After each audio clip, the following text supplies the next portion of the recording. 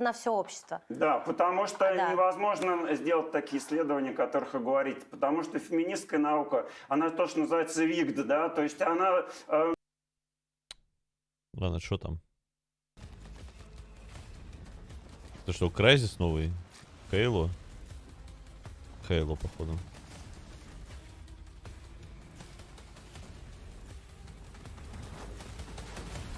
Ой, анимация говна. Нет, это не Хейло.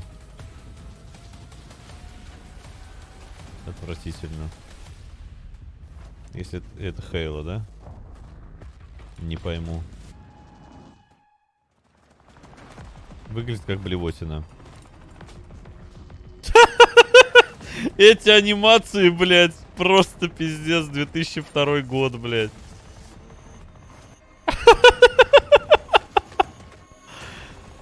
Какое ж говно. А вы название стрима можете поменять? Типа... Шоу-кейс Xbox. Ох, бля. Что это? И у меня не может глаз сфокусироваться, кстати. Спасибо, спасибо, Марк. У меня не может глаз сфокусироваться на этой картинке. Я не понимаю, у меня не может зацепиться за что-то. Такое ощущение, что бельмо на глазу. Блять. А музыка какая? Да-да-да-да-да.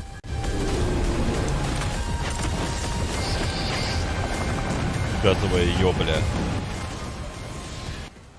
Так круто, вау.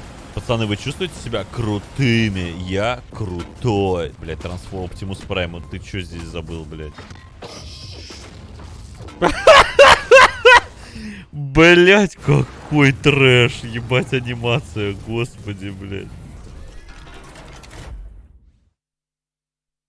Эксомача? Мача? Короче, моча, ясно, моча. Понял. Ну и кал, блядь. Так, Planet Wells, что это? Акаша, какаша? Что это? XCOM новый?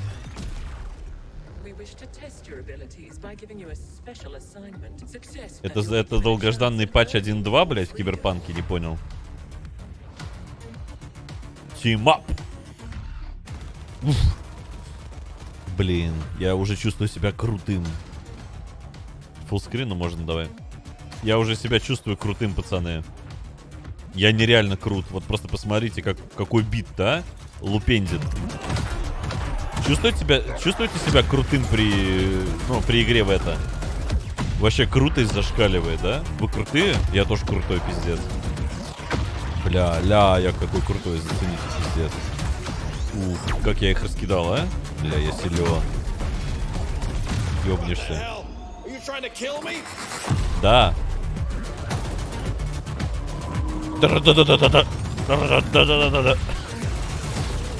Не, я очень крутой. Я вот смотрю на себя, пиздец. Вот это я хасл, блядь. Нереально, нереально. Непонятно, это похоже на XCOM и на Alien Shooter одновременно. Так, что дальше? О! Новая претенциозная хуета. Ой, извиняюсь. Точнее, ламповая игра с душой. Вот. Извините. Не претенциозная хуета, а ламповая игра с душой. Извиняюсь. О, нифига он круто прыгнул. Мне нравится. Ламповость. Прям чувствуете, да, ламповость? Уф. Вообще прям чувствуется, да, душа сразу? Никогда такого не было, и вот опять. Они же все, блядь, под копирку. Дизайн под копирку, текстуры под копирку, блядь, освещение под копирку, музыка под копирку. Гениально просто, просто гениально. Чем хуевее графика, тем более лампово. Да, да. Никогда ж такого не было, мы же ничего похожего не видели. Да. Блин. А, ну и название. Омно. Онно, омно. Умно. Понял. Омно. Ой. О.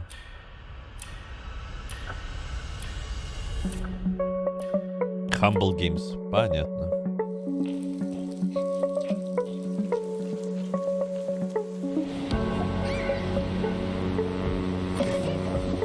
Зумер спешит на концерт Моргенштерна, не понял, что.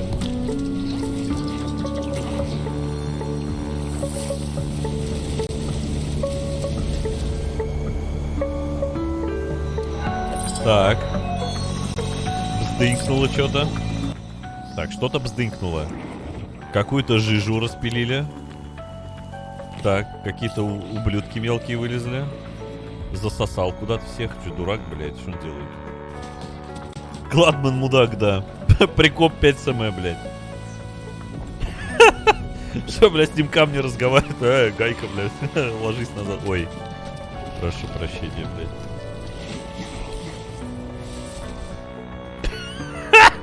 У нихуя чувырло, блядь. Мне надо... Не, это пиздец какой-то. Интересные игры, конечно, да. Хайп трейн. О, хайповый поезд. А, там буквально хайповый поезд, да? Осуждающее слово было. Извиняюсь. Так. Что это? Так. Это паровозик Томас, иди нахуй. Ой, ладно. Так, что это? Не понял.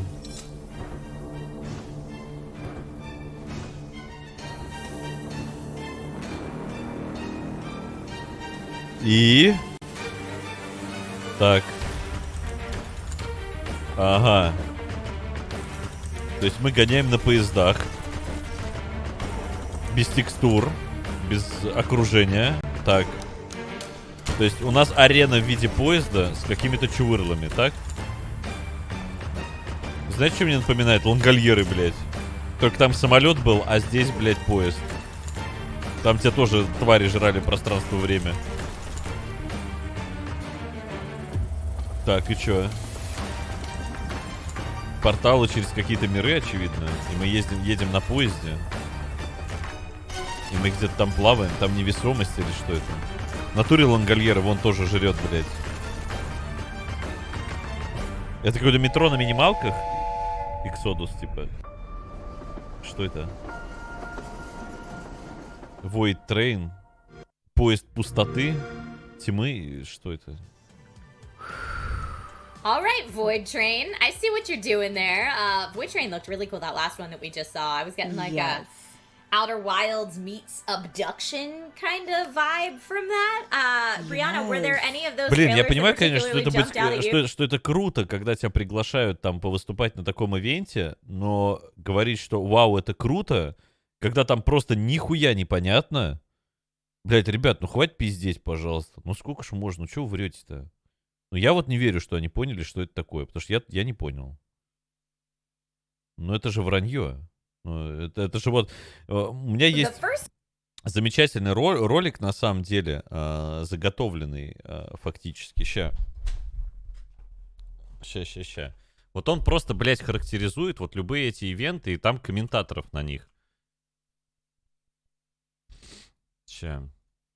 Вот просто, блядь, гениальнейший видос. Гениальнейший видос, который подходит, вот описывает весь этот пиздец просто абсолютно вот полностью. Creators of Left 4 Dead have officially revealed the first information on their new project. Evolve is no joke. This is a gamer's game. New wave of This is a gamer's game. the next generation. The game is just so much fun. I love it. This game is right up my alley. This is a game that I really see myself becoming my next addiction. Congratulations to Evolve for winning 4 E3 2014 Video Game Critics Awards. It's a gorgeous game, and I think it's going to do really, really well. I'm all about multiplayer games these days. Best of Show, Best Console Game, Best Online Multiplayer, and Best Action Game. Fun as hell. Make you think about and make you remember why you became a gamer. And we are jumping right into this game that is well underway here. My favorites here at E3, and actually a nominee for GameSpot's Best of E3 2014. It was awesome. We were just screaming on the comms. Holy, excuse me, shit. Damn, I love playing that game. I know, it's so much fun. I know, it's so much fun. I know it's so much fun. I know it's so much fun. I know it's so much fun. I know it's so much fun. I know it's so much fun. I know it's so much fun. And the very competitive. Do not leave. bad when it f***s of characters now. There'll be a decent player base at launch, and then seemingly overnight, that player base becomes a shell of itself. And I'm not talking about like, the hype died down and the player base is stabilized. I mean, fucking sharp decline, craziness. Hopefully 3 years from now, right? Да.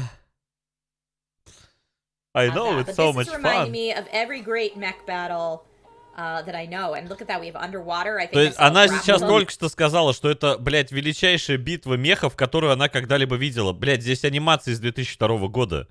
Ну нельзя так... Ну... Not a huge fan of first-person shooter-type games. However, the graphics are very, very nice. I mean, and it looks like it's action-packed. There's so much going on. Like you said, you're able to go underwater. It looks like you were shooting at a helicopter in the last clip that we saw. This looks pretty good. I might have to give it a try. It's look like shit. I love the folks in chat right now that are It's so hyped not for the look Among Us great. segments coming up that they're just saying this game looks super sus. This trailer looks so sus. I get it. But yeah, that was just one of the... So that was 1, 2, 3, 4, 5 trailers already shown. And like you said, we've got a packed show for you today. So lots and lots of trailers coming up. But I thought Exo Mecha looked super, super cool. That Cyberpunk one, I think it was called Ascent. I think the Twitter handle was at Ascent the game.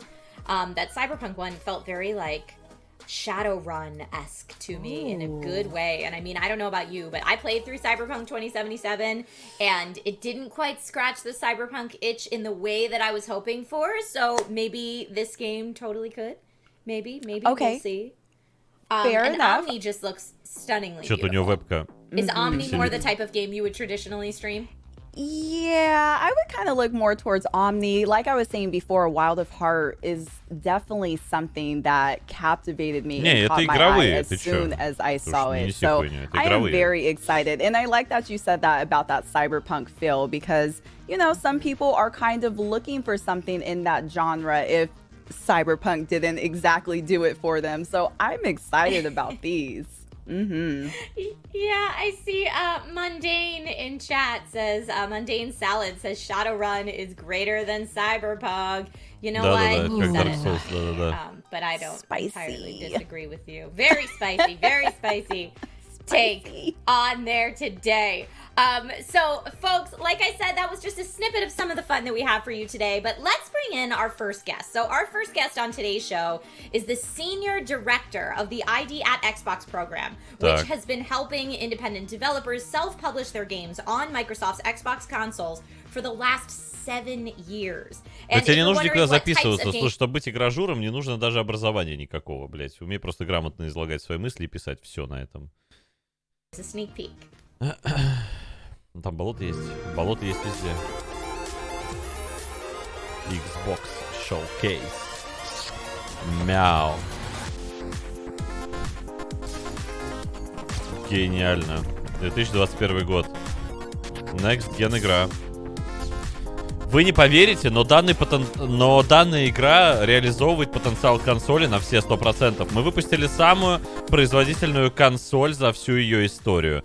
За всю историю консоли. И теперь мы готовы предоставить вам продукт, который совершит революцию как в графике, так и в техническом исполнении. Только в нашей самой современной консоли нам получилось реализовать и, по сути, сделать 3D-графику. Но нет, погодите, у нас пиксели, самые лучшие пиксели. Пиксели в 4К. Такого вы раньше не могли себе представить. Не могли себе просто представить. А управление залупой своего члена по контроллеру позволяет вам получать новые ачивки при помощи нового сенсорного экрана на вашем геймпаде. Класс.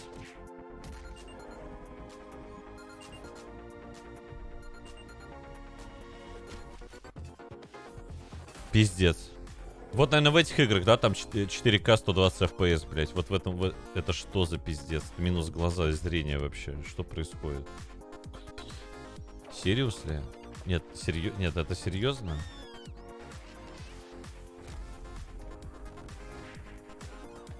Что это... господи.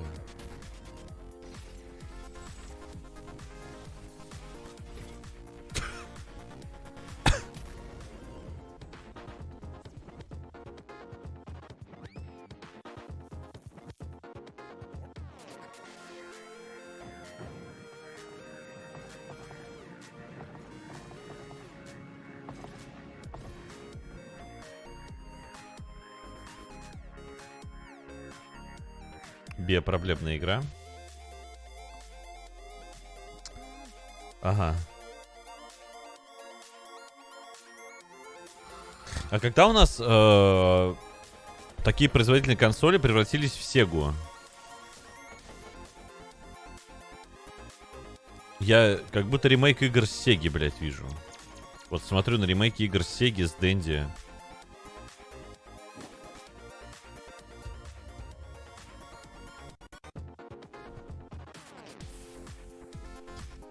ККИ консольная, класс.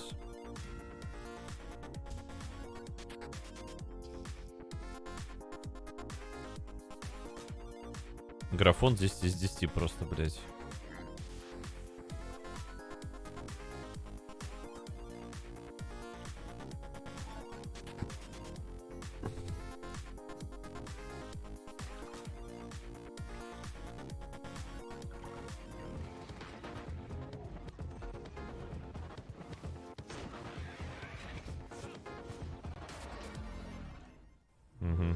Понятно. Hello, Chris. Thank you so much for joining us. Я согласен с утверждением Gaming for Everyone, но что-то как-то больше пока похоже на эксклюзивы для коррекционной школы. Ой, блядь, прошу прощения. Пойду пописью, извиняюсь, осуждаю. Can you explain a little bit about how that works? Yeah, sure. So basically, we're a program at Microsoft that enables independent developers to self-publish their games. So they come to xbox.com/ID, they sign up, they tell us what kind of game they're making, and we send them dev kits, they start development, they make the game, and then they're the publisher, we try and help amplify the promotion with things like what's happening today, and then the games come out, people play them, everybody's happy, it's awesome. It is awesome. I personally love indie games, and I think we've seen indie games have this not even resurgence, but kind of like just being brought more into the public eye in the last decade or so, and it makes it a little bit hard for some people to kind of qualify what is indeed an indie game. So I want to ask you, Chris, what are indie games all about in your mind?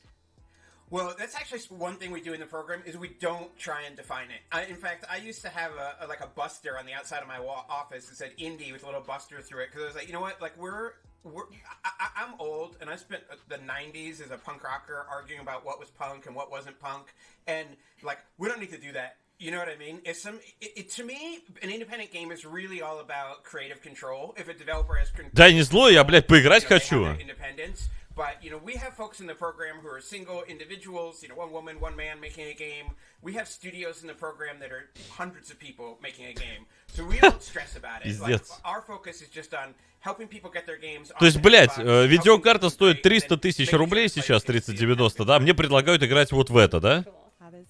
Охуеть! Спасибо, блядь.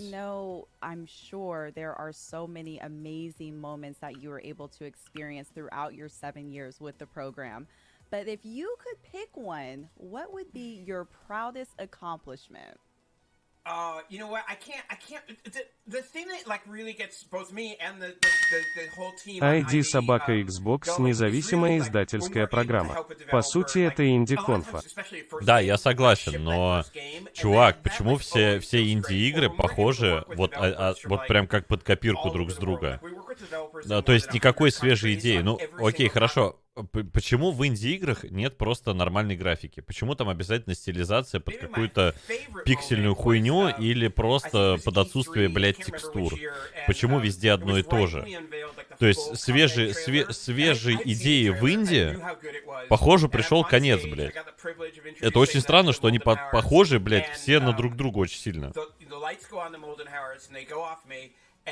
And then the Studio MDHR logo comes up on what at the time was the largest 4K. Не легче и не дешевле, там все то же самое.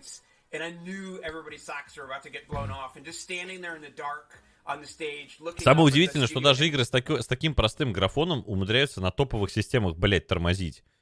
И хуёвый FPS показывает. Да, Subnautica инди-игра. Ну, изначально сейчас инди-игра, да.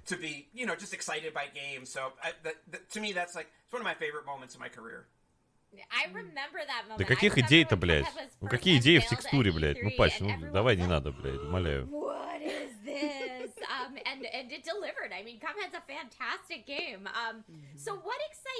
Это напоминает, блядь, как будто я игры от Ивангая смотрю. Который просто референс, блядь, на уже вышедшие популярные игры зарубежных ютуберов. Ну, серьезно. Я не спиздил. Это просто мой референс, нахуй. Блядь. Господи, какая клоунада, нахуй. Я не против пиксельных игр, есть среди них потрясающие продукты, блядь. Ну, ребят, хорош, давайте, надо завязывать. Это уже просто, ну, ненормально. Их уже слишком много, слишком дофига. Right? I think there's a game, I don't want to give it away, maybe it's a review, but there's a game we're going to see in a little bit from two devs in the Philippines. It's really, really neat. Android игры с Play Market, ну вот серьезно, они вот Ctrl-C, блядь, Ctrl-V все. Ну, господи боже. Хороших, действительно, в инди-играх каких-то крутых рассказанных историй, да, блядь, по пальцам одной руки пересчитать. А если взять еще сюда всю парашу, которая по раннему доступу выходит, ну это абсолютная катастрофа получается. Вот я прошел этот Long Dark, да, я вот почувствовал, вот первый эпизод еще понятно, он цельный. Два остальных, там второй, третий. По нему прям чувствуется, что их сделали, блядь, на отъебись, на скорую руку. Просто на скорую руку их сделали. А следующего эпизода люди, оказывается, там ждут уже 2 года, блядь.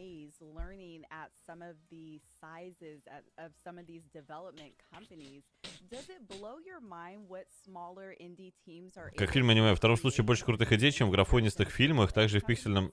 Ну, я в аниме не знаю, какие там крутые идеи, учитывая, что, ну, между фильмом и аниме я выберу фильм. Сори. Мне не интересно, например, мультфильмы, какими бы они хорошими не были. Последний мультфильм, который мне прям супер зашел, это был Валли. Я его смотрел на релизе, и все остальное все. До свидос. Третий эпизод Long Dark сделали 3 года. Ну вот. То есть это, ну, просто цирк. It's also been awesome to see how things like Game Pass have enabled so many players to experience so many games. It's just really, really cool. Yeah, it is super cool, and I for one love being able to jump on. А если этот фильм взломать блогеров, бля, ну ты уж это, давай не надо. We will definitely see games today in the ID at Xbox program that are available on Game Pass, but not all of them. Я только за, чтобы там молодые талантливые разработчики, там инди-компании выпускали бы больше продуктов. Но почему они все вот выглядят как вот, ну, я не понимаю, ну, очень странно в большинстве своем. Вот, ну, просто пиздец. Как будто... Что такое инди-игра? Игра от какого-то маленького там разработчика, от какой-то компании, там, команды каких-то молодых там людей, там, или старых, неважно, да? Но вопрос, что мешает им сделать, например, игру с реалистичной графикой? Я думаю, ничего. Ну, ничего. На одних и тех же движках игра разрабатывается. Там Unreal Engine, там Unity, там Unreal Engine, там Unity. В чем проблема, блядь?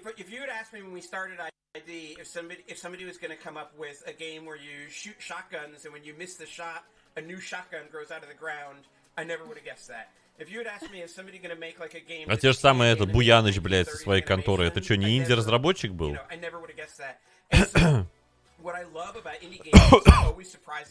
Считай, тот же инди, блядь. И чё? Он с игры ВКонтакте вообще начинал, да, ну как бы.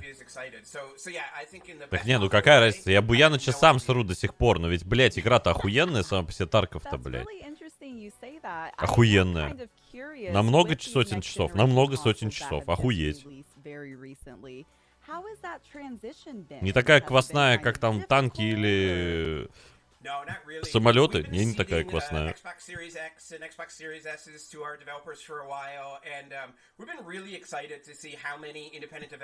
Ну, может быть.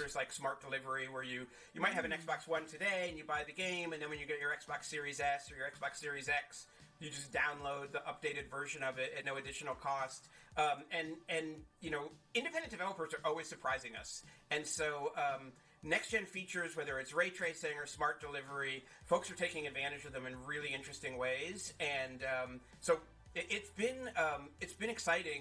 It's been exciting to see the games, but one thing that we're proud of is that the transition itself for developers has been boring. And I mean that again in the best possible way. That they get this new system. Ну да, я все чаще начинаю замечать, что больше и больше людей уходит играть просто в старые игры какие-то, либо уходит в долгие сессионки, ну то есть в долгие геймплейные игры, то есть больше и больше людей приходит, ну начинает прям приток онлайновый в Еве, в Pass of Exile уходят, то есть дропают тот же самый WoW условный. Вон у меня там Кен задрот и Пои и Вова, да, и он там рейдит типа с методами и со старыми методами тоже. Вот, и так он, блядь, уже в WoW не заходит почти. Ну, не заходит. Не заходит уже в WoW почти. Все, блядь, ну типа... А это такой фанатик, блядь, был. Просто пиздец.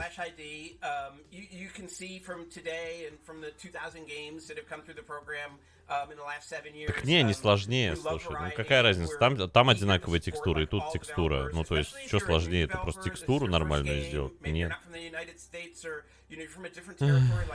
Please apply. We're really eager to help you get your games on the platform. There's a huge audience of players who want to play your games. Платить за WoW? А что, на пиратке, блядь, играть, где еблан админ может удалить у тебя все, что только можно? Ну, с анимациями еще, да, сосиски. Я все это понимаю, но как бы, камон. Раньше, наоборот, стремились к этому, даже инди-разработчики. Игру сделать там крутой, типа по графике и так далее. Сейчас вообще похуй. Такие мощности есть, вообще похуй. Играем в пиксельную парашу, блядь.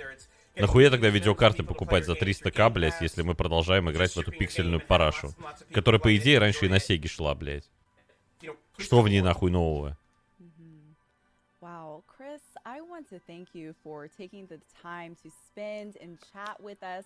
But before we do say goodbye, can you let everyone at home know how to apply to the program? Yeah, absolutely. Devs just need to go to xbox.com/ID, and you can fill out an application there. I think it maybe takes like 5 or 6 minutes to apply. And, that's the easy part. The hard part is making the game. But the part of building a relationship with Microsoft and everything like that, we try and make that as easy as possible. Awesome. Well, again, thank you so very much for joining us today. This has been so enlightening to kind of take a peek behind the curtain at how all of this works. It has been so lovely having you. Да. If people want to find you online, is there a place that they can follow you personally, or should they just follow ID at Xbox?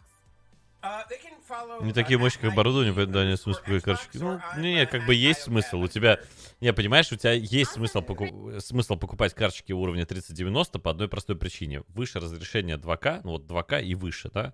У тебя уже начинаются почти во всех играх, даже в такой инди-параше, блядь, нереальные проблемы с производительностью.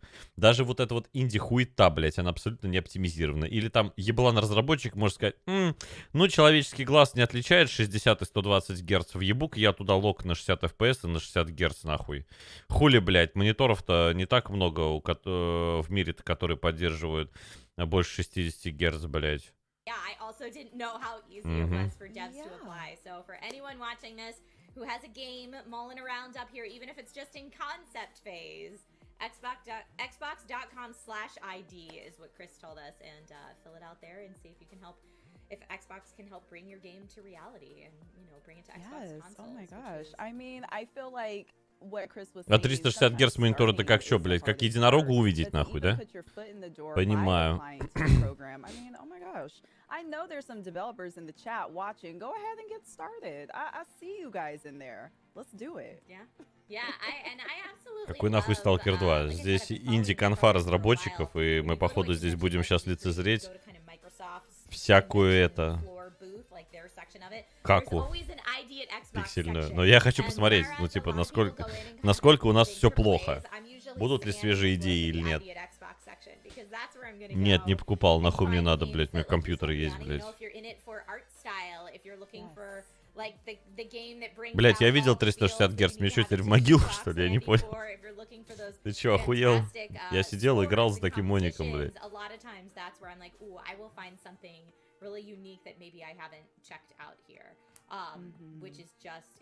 Skyrim-то я прошел. На Сталкер не закидывали, поэтому... Такое. might have been originally as well. So many great games, and I know people in chat are teasing and hoping for games that we will talk Лучше этого уже конфа не будет. Xbox, watch TV, TV. Streamer TV, watch TV, TV remote, TV experience, TV, sports TV.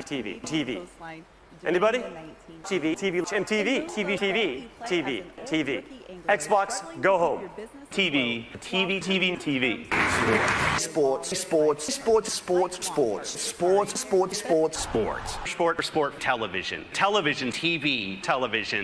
television, TV. Xbox is about to become the next water cooler. Sports, television.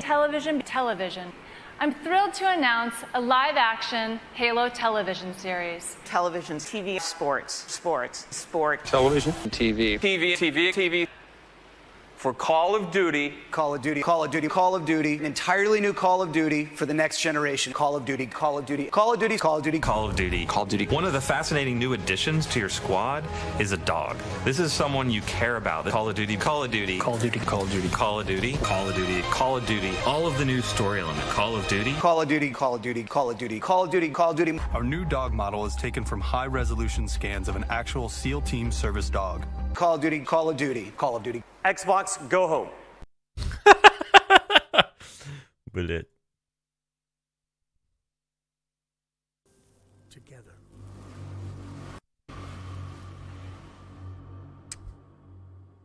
As long as this book is by your side. Да это, чел, у меня это, блядь, в телеге лежит еще с утра, нахуй. Хуль ты мне это пишешь, блядь. Ебать, я что, потом в бункере, что ли, живу, блядь? Welcome home. Обратите внимание на стилистику графики. Ну, мы же такого не видели никогда, да? Окей. Hi, everyone. Thank you so much for joining us, Zach and Lou. Welcome to the show. Can you tell us a little bit about Moonglow Bay? Of course, go ahead, Zach. Sure. So Moonglow is like was said in East a fishing RPG slice of life set in the eastern coast of 1980s Canada, though fictional. Yeah. And it's in a town that people are afraid to fish because of mysterious things. Yeah, weird going sea on creatures. Yeah. Well, it starts out like a kind of scenario where the game is very regular, and you're like, oh, it's just normal fish. It gets weirder and weirder, and you're like, okay, what's actually going on here? People have these myths, and there's some Фишинг РПГ. Но это интересно. На рыбалочку такую я бы, может, и поиграл бы даже. You get to cook and sell and make friends around the town and build the town out. So like while you're trying to explore the world. Это все потому, что я только рыбалку люблю. The town itself is going through their own struggles with potential closing and inability to grow and survive. So it's kind of like a in tandem. Everyone helping each other. Yeah. Sounds amazing. Now, without spoiling too much, what can you tell us about the town and what went into creating life in Moonglow Bay? Oh, it does. So the town is having its centennial, so it's gonna be 100 years old, and it's completely falling apart. It has no money. The town hall is closing, and you kind of like gotta help it. You moved into the town 3 years prior with your partner, thinking like, okay, we're gonna retire. Не, ну рыбку я половил. Open up a little fishing shack. В этом что-то есть. They go under adventure. Your partner goes under adventure to start up the shop, and. Вообще, кстати, игр с рыбалкой очень мало. Кроме там типа фишинг-симуляторов всяких. А вот именно что-нибудь такое ламповое с РПГшкой, завязанное на рыбалке, блин, маловато. Let's fix this town up. Yeah. And there was so much, like, I did so much research on my Не, я имею в виду, где у тебя центральная часть геймплея — это рыбалка. То есть где у тебя все вот выстроено вокруг рыбалки.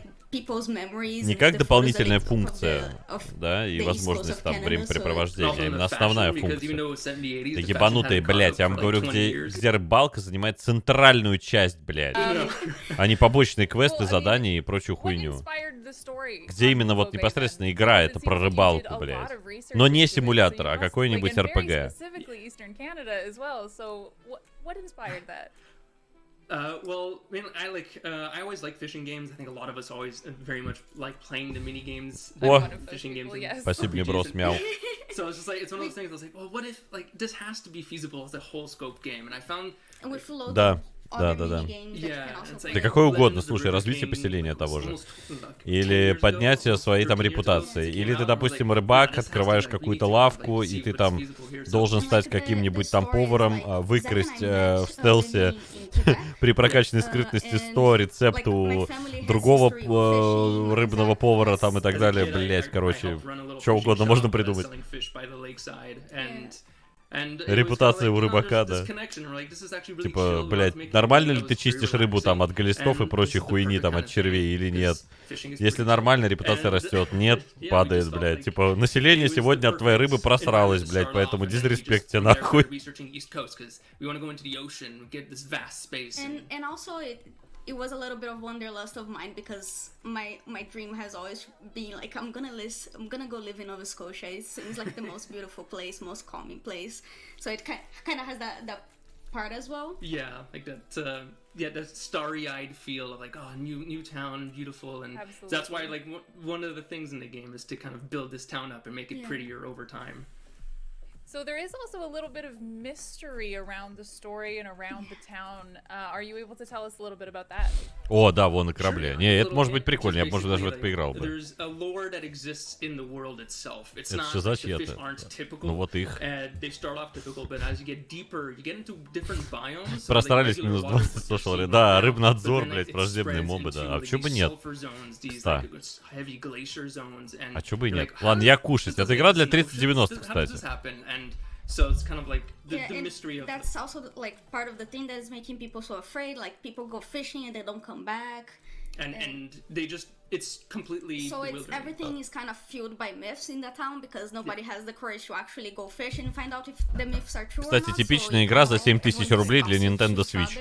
Yeah, so you can go talk around. You're gonna fill up a journal to see what these myths that people have accumulated are, and then you can go and like see what truth there is to this, and like there's always gonna be like, okay, go to this location, you're gonna find this weird fish that's gonna like nibble at your ankles. You're like, wait, what? And so yeah, so it's like stuff like that for the player to find out. So more specifically on that, how do the game mechanics work? А знаешь, что я кушаю? Знаешь, что кушаю? Я кушаю щи со сметаной, лучком и московской колбаской. In your home, and then you sell it at your vending machine. Yeah, it's a less intense mechanic, the selling itself. Yeah. The cooking is like a bunch of fun mini games. Like Cooking Mama style kind of stuff. Yeah, and the fishing is like you have several different kinds of fishing. You can rod fishing is the one that goes the most complex. It has like different levels of difficulty based on the fish and equipment. And then there is trap fishing, there is ice fishing, net fishing, and line fishing, which is like a little bit more musical. So like you choose the style. Марк, а где мой сталкер? Будет сталкер, поделюсь. Capture this 100+. Yeah, and there's like certain fish that can only be caught with certain tools, so you're gonna have to kind of go around and figure out what these combinations are. And also in your boat, you can expand, with the money you've accumulated, you can expand the size of your boat, the tooling within it, to get a little bed and a kitchen in the boat itself. So you can go fishing for days, So you can go fishing out at sea for days rather than always having to come back to town. Yeah. I love the sound of that. Now, I know a question that a lot of our audience is going to be wondering and asking, and I am myself, can you pet the dog? Because I noticed there's a dog. Yes. Can you pet the dog? You can pet the dog is gonna follow you. He follows you around. It's your little companion. His name is Waffles. Yeah. He's adorable. Waffles! Yes. Oh, I'm in love with this game already. This is my new comfort game for sure. Lou, you were mentioning the art style. What inspired and influenced the art style for this game? So, Zach and I, like, ever since we met, we did a bunch of, like, little mock-ups and stuff, trying to figure out, like, what game do we want to make? And it started from the principle that Zach does voxel art. And also, like, I wanted to bring something really relaxing. So one of the things that it doesn't look like it because it's all squared and it's like has a specific palette and stuff. But one thing that inspires me a lot on their direction is like Ponyo from Studio Ghibli, the movie. Yes. Yeah, so it's kind of like as well as Animal Crossing, like in the old Harvest Moons from the GBA. So all those things that are very relaxing games that kind of slice of Чел, life. And если мне заплатят, я поиграю. Yeah. It's all intentionally like catered so Yeah. you don't feel intimidated by anything, even if like our myths are a little bit spooky kind of thing. So Yeah, we kind of wanted the player to just like get home from work, in this case, like finish work, and then like maybe open. Ну, точнее, если кто-то захочет, пожертвуя при этом что-то, то I'm seeing a lot of people in chat mention that exact thing, so I think you're on the right track. What sort of playtime can people expect? Is it single player? Is it multiplayer? What do we think? it's single player and couch co-op. It can be drop in, drop out. Like it's more of a style of like assist. So if you're having difficulty catching a fish, your friend can just like, or your daughter or anyone can just grab the controller and say, I'm gonna help you catch this fish. And you can grab onto your player one and pull with them to pull the fish in. So you go alongside the story and stuff, and the playtime. I'm estimating roughly around 10 to 12 hours. Depends if you want to be a completionist and try to get all the 100 plus fish in the game. And all the side quests and stuff, or if you just want to follow the... Or if you just want to gun through the story. Yeah. So just depending on how players want to play. I love that. Yeah, so the range can be pretty big. Yeah, absolutely. Now, what are you most excited, as the developers, what are you most excited for players to experience when playing this for the first time? For me, I'm excited to see how people react to the fish that they pull up, because we get really weird with their designs. And oh god, I really love, like, for me, the whole friendship system, like how you can become best friends with people in town and they can tell you like their life stories, or you can help them with their little struggles and stuff like that. That is the kind of things that I love in games.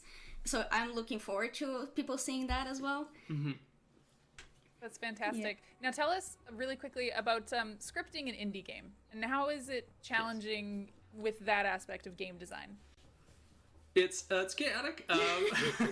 It's one of those things that initially you're gonna have a set idea where you're like, okay, you have this goal, and it's gonna be so big. Oh yeah, you're gonna have a set idea that's massive. The scope is always gonna be huge, and then you kind of, as you're building out, you kind of build the first section, and then you're like, okay, how long is this gonna be? And then you play through, and you're like, all right, yeah, that. And can we keep pulling out this amount of story and work and think it through the entire game? Like, we've been making this game for over 2-3 years, and a lot of iteration has gone through, and we're just like, okay, we have to keep cutting. And it's interesting because we also we're still developing the game, and as we develop it, we play it, and the storyline actually doesn't fit very well, so maybe we're gonna have to change it, and it goes a lot of work kind of goes down. But the big thing is that we've always kept the main beats of the game, and so long as you can tie between all of those beats, then the length between it is not what matters so much in terms of how long that is. If you can tie them cleanly, then I think the players will always be happy with it, because they're going to feel satisfied in the storytelling. Yeah.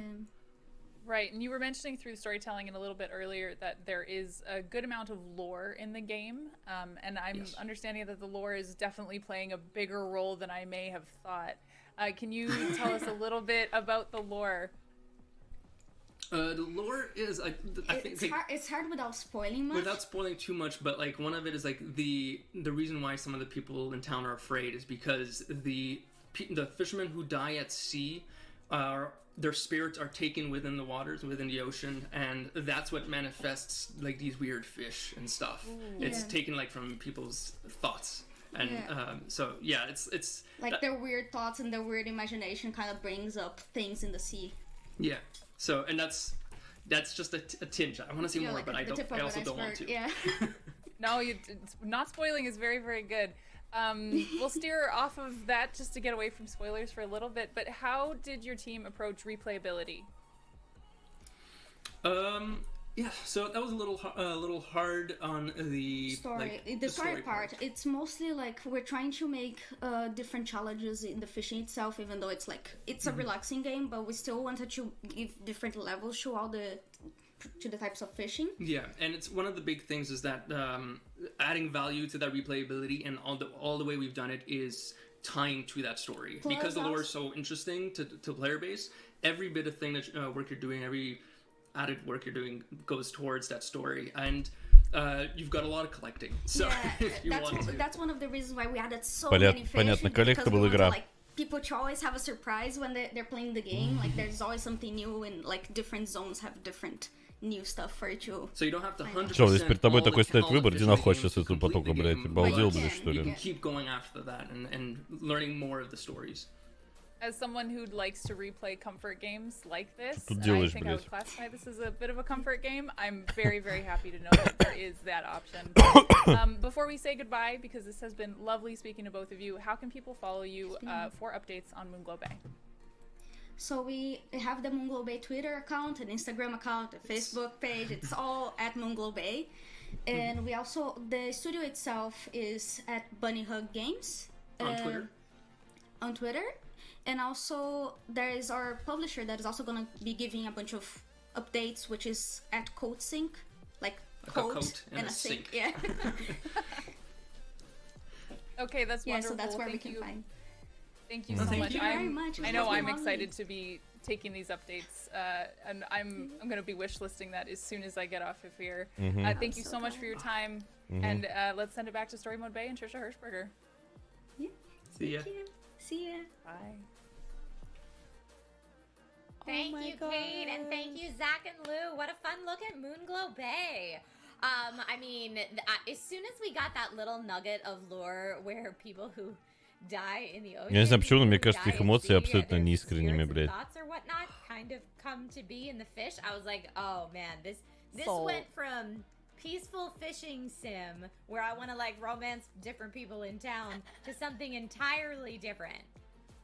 Yeah, no, I completely agree. I love how Kate kind of called it a comfort game because it almost is a comfort game with, you know, not the death part maybe. I don't know how comforting that is. But it looks so adorable. And again, the art style for me is what really drew me in. It's almost like that pixelated type of look. You don't really see that too commonly in games now. And I love that, you know, they brought that back. And yeah, I'm putting it on my wish list. I need that.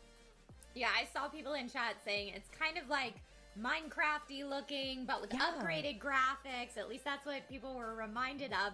And everyone was getting excited when they saw the Вежливость — это когда ты с людьми нормально общаешься, а не без причины улыбаешься. Нас обычно с такой хуйней к психиатрам отправляют. Держу в курсе. Invite people into the world and see what they do. Just like hands off, we made the playground. Now the ball is in your court, which is really cool. Right. Yeah, right, I'm excited. Yeah. I'm excited for them. All right, folks, we have to take a quick break, but don't go anywhere. We have more exclusive trailers coming up. I see everyone in chat that's like, trailers. We'll get there. We have more exclusive trailers coming up, and coming up, interviews with the devs from Soup Pot, Nobody Saves the World, Among Us, and more. See you soon. Among Us. Это, в принципе, без причины улыбаться. В чем смысл?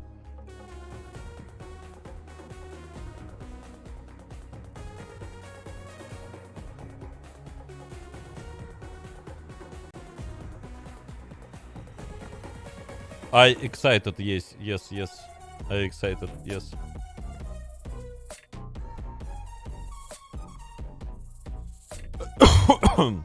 Ой, что-то я пожрал, меня что-то так припиздило со щей вообще, нихуйно, блядь, прям.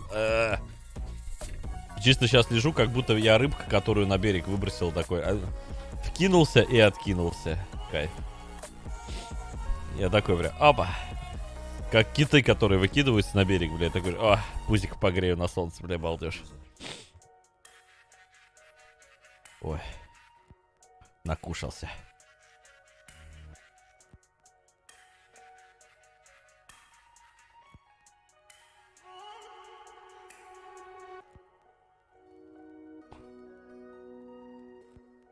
Я понимаю, чувак, о чем ты говоришь, но, понимаешь, улыбка наигранная и искренняя — разные вещи.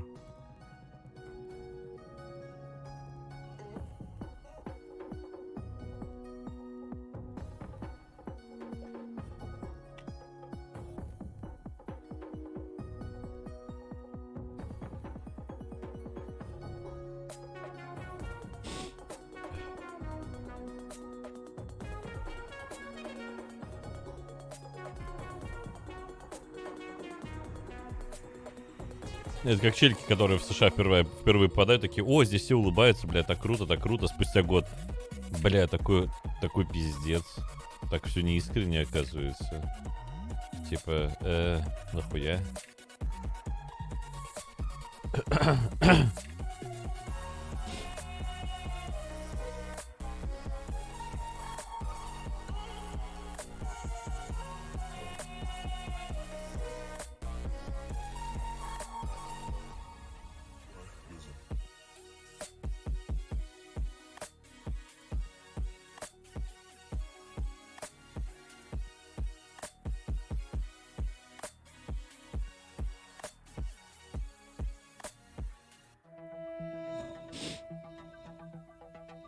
Лучше улыбаться наигранно?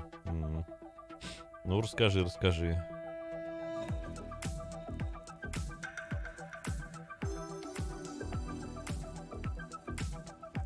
есть ты любишь, да, когда тебя наебывают?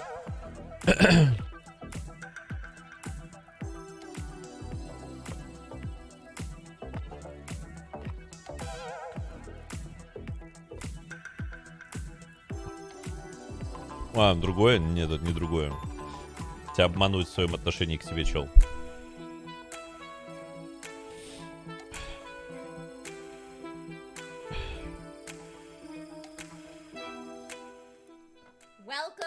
Здорово. Привет. Привет. Right here on Twitch Gaming. My name's Trisha Hirschberger, and I am joined by the fantastic Story Mode Bay today to tell you about all things going on the indie scene from the Xbox. Yes. Oh my gosh. Like we were saying earlier on in the show, we have such an incredible lineup for all of you. Coming up soon, Blind Gamer Steve will sit down with the team behind Soup Pot, and later on, we'll be talking to Victoria from Among Us. I know everyone in the chat is waiting for that interview about the new map that will be dropping Есть in the одна game проблема on про March Among Us, все 31st. забыли уже давно, блядь. But first, we have more exciting game trailer reveals for you. From drifting across gorgeous rally racing landscapes to surviving the cold and desolate wilderness, our next announcements are coming to the Xbox platform soon. Let's take a look.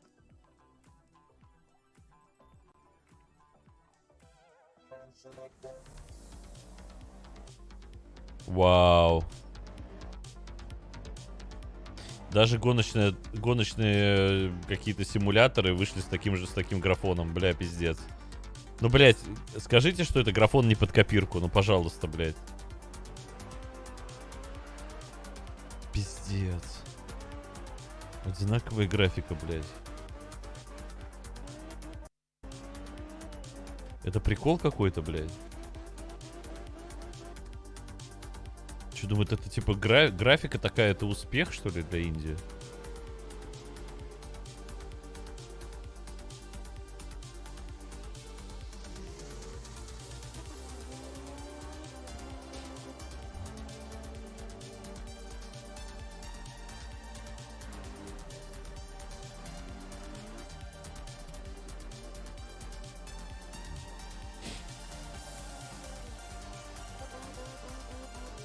Он же, бля, просто одинаковый везде.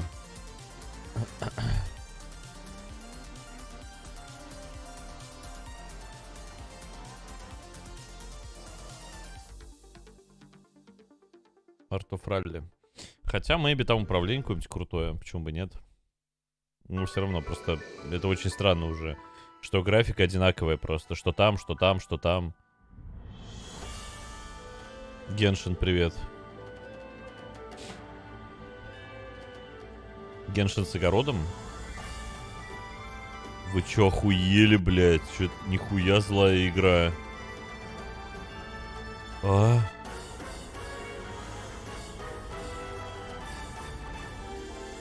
В Индии игру не оценят. Это что, блядь, смесь Фортнайта, покемонов, Зельды, Рафта? А? И Факторио? С Вальхеймом и Final Fantasy.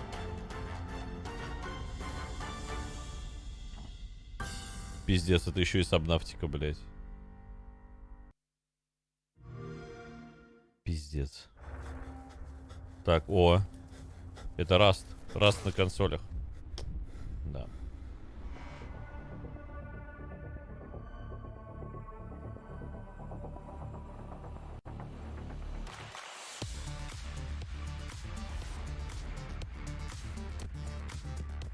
Хули там эксплор, блядь, извините, конечно.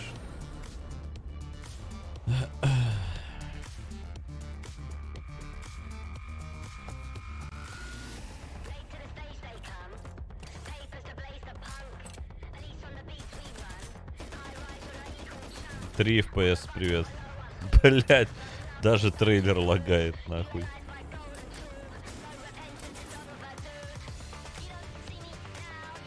Мне все равно Legacy нравился больше.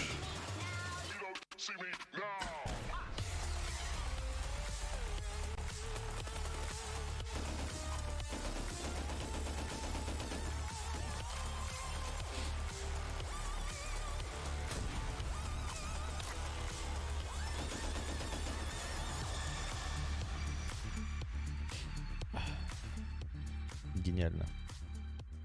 Гениально. Да?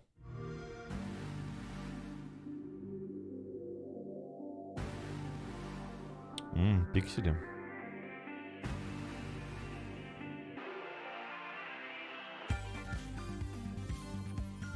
Опять пиксели. Техносворд, понятно. Что там был, Киану Ривз промелькнул, что ли, не понял. Пиксели, пиксели. Excited, I am very excited about this product.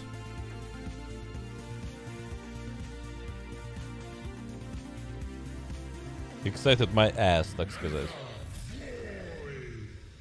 Нарита бой, понятно. Техносворд, понятно.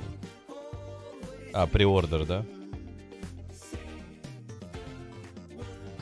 My ass is really excited. Ага.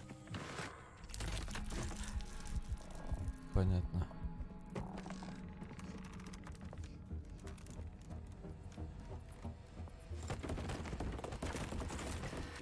Meet the creepy AI-driven Mr. Peterson.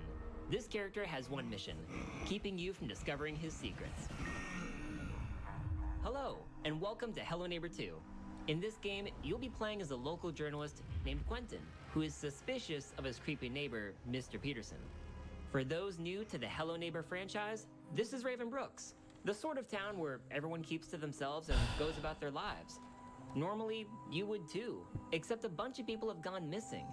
And there's just something strange about your neighbor, Mr. Peterson. Everyone is afraid of him. There have been rumors of children going to his house and never being heard from again.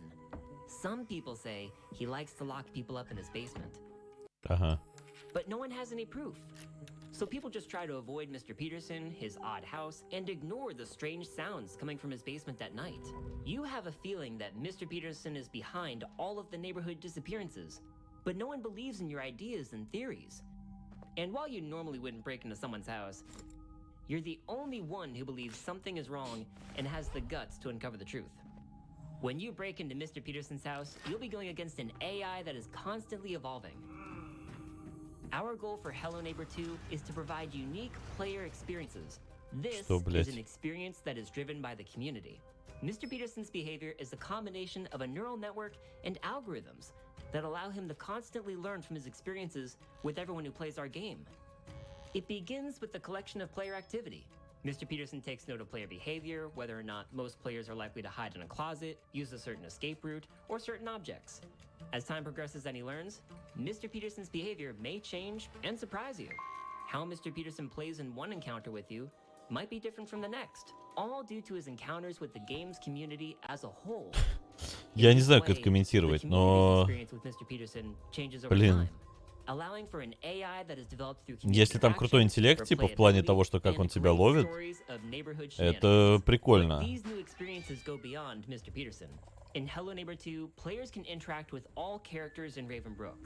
Если там мощнее, да, с обучающимся ИИ, да.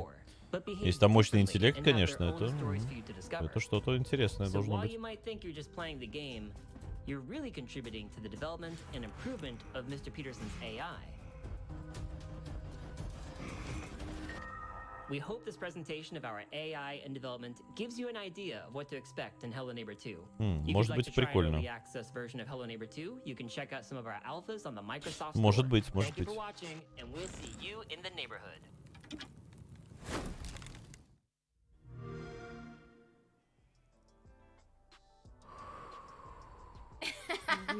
Here we go. Oh, are you a Hello Neighbor fan? Эти реакции, как будто им новые Halo показали, если честно. And I was kind of petrified. Like he was finding me Вот from серьезно, every я не little знаю. corner. I Или, remember trying to hide блять, in the Half-Life room, 3. and he was right there waiting for me. So the fact that they're making a second one, and he's even smarter than the first game. Аж дух захватывает, I'm да? nervous. I'm very nervous.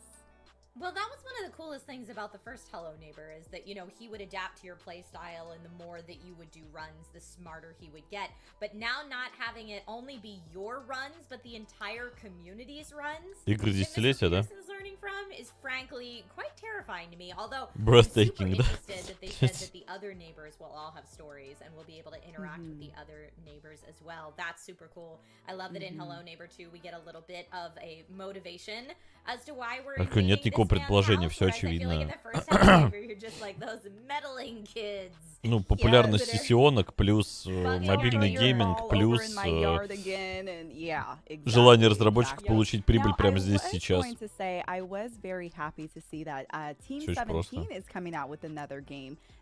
Максимальный профит при минимальных усилиях. And even the style of the game, it looks very 80s and retro and almost futuristic in a way, which is super exciting to see. The first trailer that we saw with the car driving, again, a beautiful art style. I mean, wow, these trailers are blowing me away. It is a great time to be a gamer. Yeah, that first trailer we saw was for a game called Art of Rally, which got high praise from the folks at Top Gear and being a little bit of a car enthusiast, if you will, an auto enthusiast. I was like, man, okay, love it. Окей, у нас есть Forza Horizon. Да. Кар-энтузиасты прям super excited about this game, yes. Ага. А Forza это шутка, да, с Project Cars, например.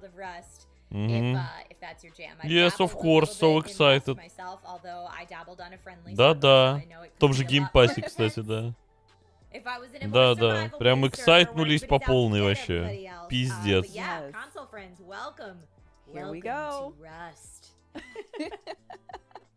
But all right, so that was just some more trailers for everybody to check out. I know chat is all about those trailers.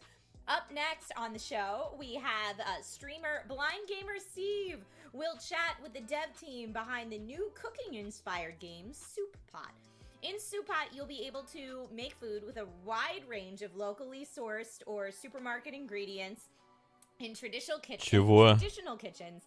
Discover and learn more Какого хрена у вас эта реклама в ивенте от Xbox? Что? The in-game social media map. Okay, so we've got like a cooking game and a streaming game. Let's just take a look at the trailer. Let's do it. А, это, блядь, игра, ёбаный в рот. Я аж охуел. Я что-то подумал, блядь, нихуя себе реклама пошла какая-то, блядь. Ебанулись уже. Так. Сейчас будем делать рамен.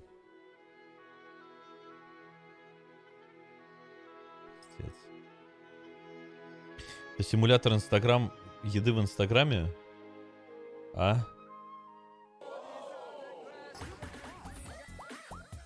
Что?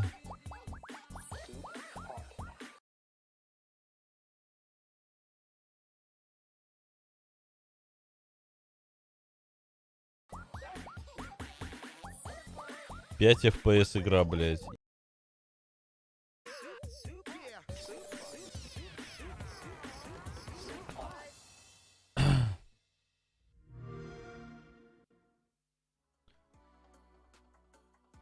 Oh, awesome.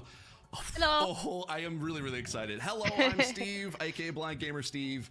And to introduce our guest stars is what I'm here to do. It really makes me happy to introduce to you Gwen and Trina from Chicken Club Studios. Hello, Gwen and Trina. How are you?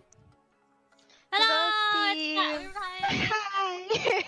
Hello. Was there anything? Oh my gosh, that's awesome. So, Soup Pot, tell us all about it. What is it? Tell us more. We need to know more details. So it's really weird. It's like our game, it's very chaotic. It's like, to summarize in one sentence, it would probably be a chaotic cooking game where you don't need a recipe. There's no fail states in this game. You just do what you do in the kitchen. You improvise. Так, в чате, кто в чате excited? Would be, quote unquote, Кто в чате excited? Their process in the kitchen. Ну-ка нахуй, перепись долбоебов, блядь.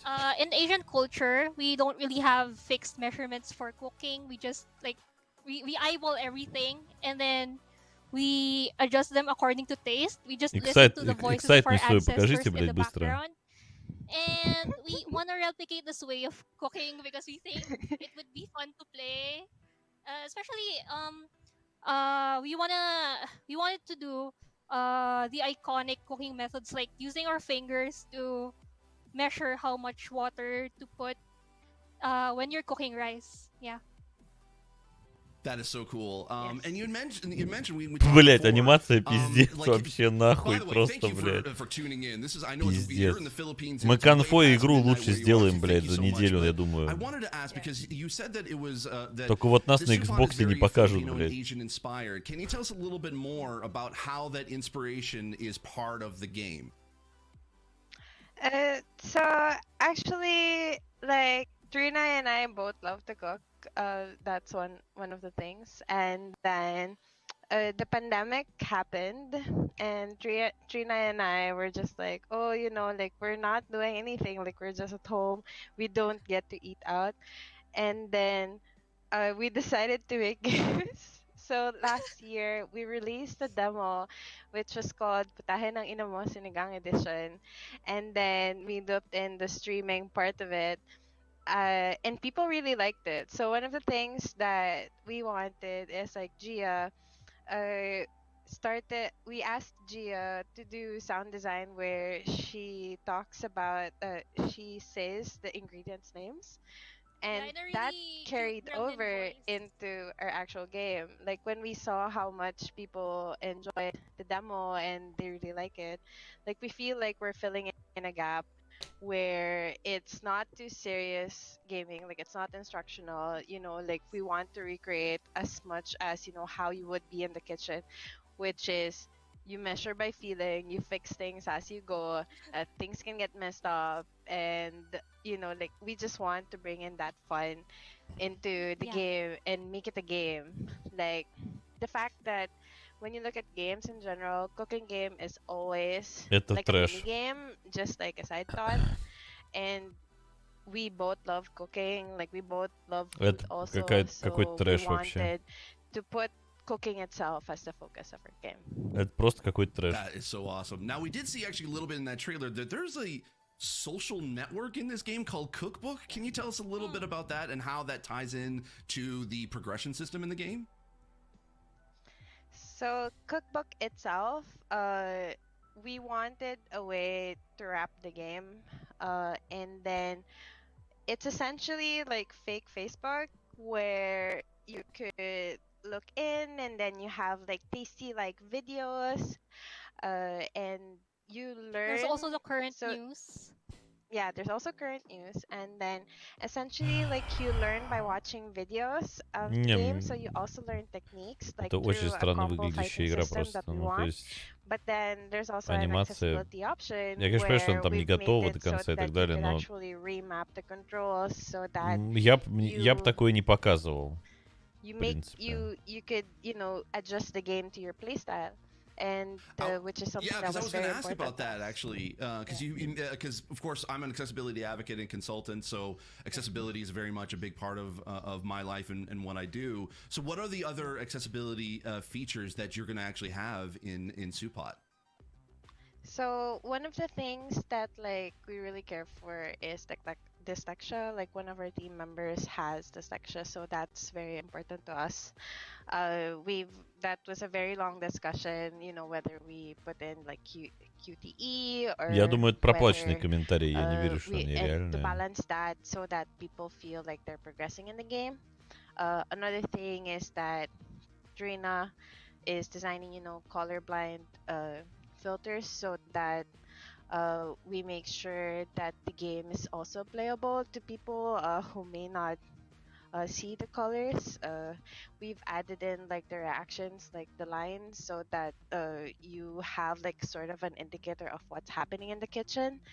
And then it was semi-incidental that, you know, our sound designer Oda and Gia, like they just really made the game so well, like the sound design is so well that all the audio feedback, you know, really helps you play the game. Like you could play it also like by listening. And the fact that the ingredients shout their names. Yeah, the ingredients shout their names. That is so cool. I can't wait to be able to try that out. Now, Trina, I wanted to ask you because apparently I understand you're the queen of meme over there at Chicken Club. So I heard that you'd said that there's some really creative and meme-driven achievements in this game. Can you tell us a little bit about what we're going to look forward to? And you mentioned to me earlier there's a 5-second rule achievement. Can you tell us a little bit about that? So our achievements aren't skill-based. They're basically based on how much fun you have in the kitchen. So we have this thing where if you drop an ingredient on the floor and you decide to pick it back up and put it on the pot, the game will record that and mark that as an achievement for the 5-second rule. Это график из игры, кстати, сзади скриншот. That fell on the floor. And there's also this. Oh no, I'm spoiling a lot of things. But anyway, there's also this feature where you have a fake neighbor in the background singing karaoke, and if you get too annoyed, you can just throw food at them. So здесь 3 FPS просто. 3 FPS, блядь. Yeah. Да что уже трейлеры-то, блядь, 3 FPS показывают? Ну куда, блядь? By the way, you should probably mention that there, like, you gotta make sure. Я думаю, пора уже переходить к тому, что просто арт показывать, типа с логотипом, с названием просто. И все, типа, блядь, можно ставить предзаказ, блядь, и ранний доступ, нахуй. Is gonna implement a feature where if you don't turn off the stove, your whole kitchen's gonna burn. Yeah. That's awesome.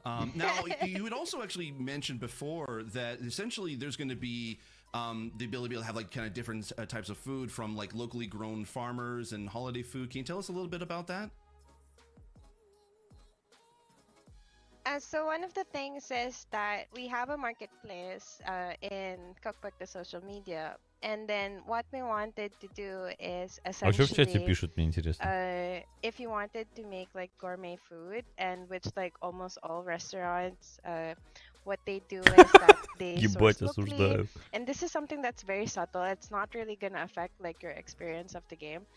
But we wanted to ensure that the design of it also reflects that, you know, Бот comments, реально пишут боты. Like local farmers and homegrown organic ingredients are just. У ингредиентов есть свои имена, говорят, но это пиздец, блядь, что? Like supermarket ones, just because of, you know, like fast food and like waste and all of those things. So you don't necessarily feel that in the game because you could buy whatever you want, and you know the no fail state. And the you know quirky insults that both Trina and I grew up with, like that is how the game is. So I feel like it doesn't push the things that we want, but we've designed the game in a way that it reflects that. I love that. Now, is this going to be a like a solo player experience, or is there going to be multiplayer in this at all? Oh, it's a solo experience. Oh, that's awesome. So you can kind of go at your own pace. I love that. So I bet there's a lot of people kind of in the chat that are going to be wondering, like, when can we be able to get our Да ну не стыдно так делать, ну ж господи. Ну это кто в это верит? So currently we are aiming for August 31st, 2021. Я, говорит, шеф-повар, я, бля... Нет, здесь уже откровенно это жирнота пиздец от комментариев. Это уже откровенный троллинг просто. Это уже просто троллинг. Я, говорит, шеф-повар, учу новые рецепты.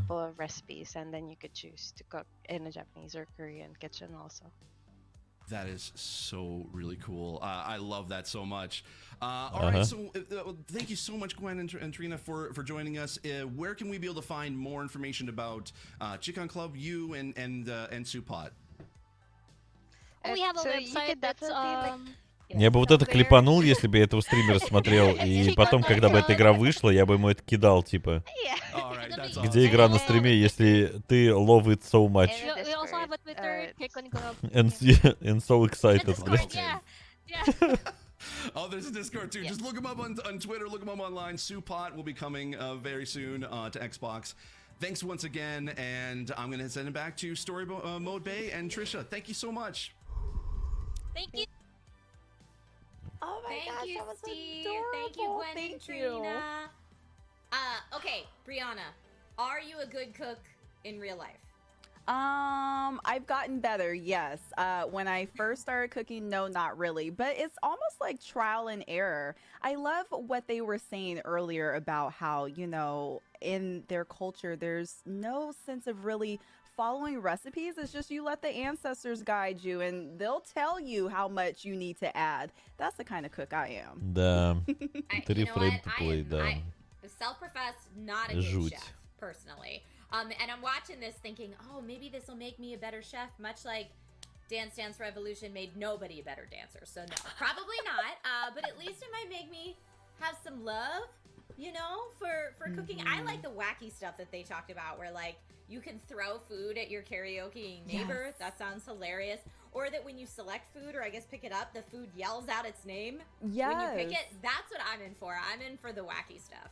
Or even they were saying the 5-second achievement. If you drop some food and as long as you pick it up, blow the dust off and put it back on the stove within 5 minutes, you'll be good. It's fine. I'm excited to play.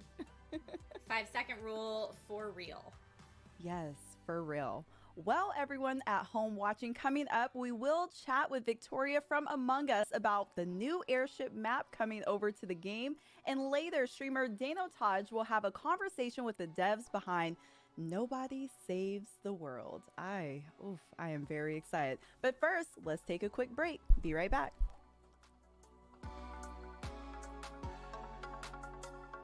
БРБ, 3 минуты, окей. Так. Ну, ребят, давайте вангуем. Что будет дальше? То есть кукинг-симулятор был, симулятор рыбалки был, куча претенциозной хуйни было, как доебать соседа было. Что будет следующим? Вангую визуальную новеллу, какую-нибудь, пиксели. Дожрали, бля, было, пиздец. Думаю, платформер какой-нибудь типа Марио, плюс слэшер, да.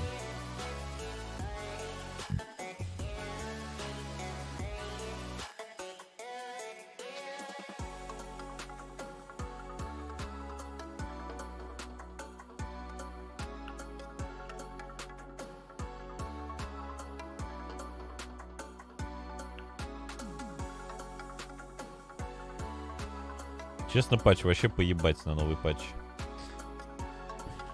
Ой, тавтология, но немного.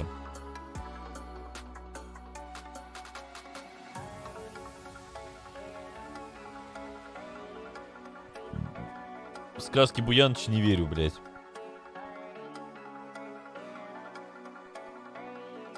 Так. Принимаются ставки, кстати, guys. Сколько excited и сколько amazing они скажут после этих трейлеров. За первую минуту.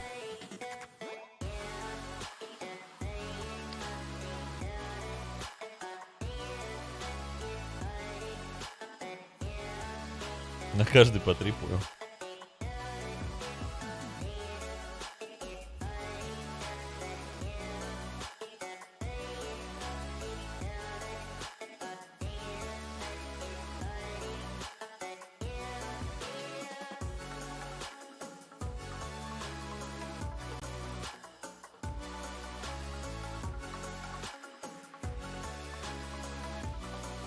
По 4 эксайта там. Ну, сейчас узнаем.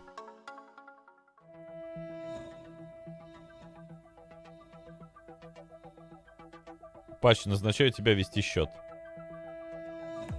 Все, ты ведешь.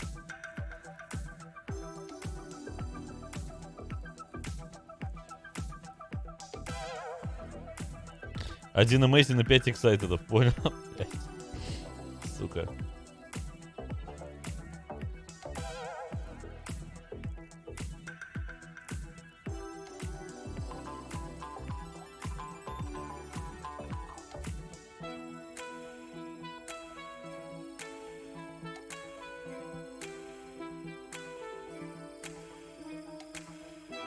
Погнали.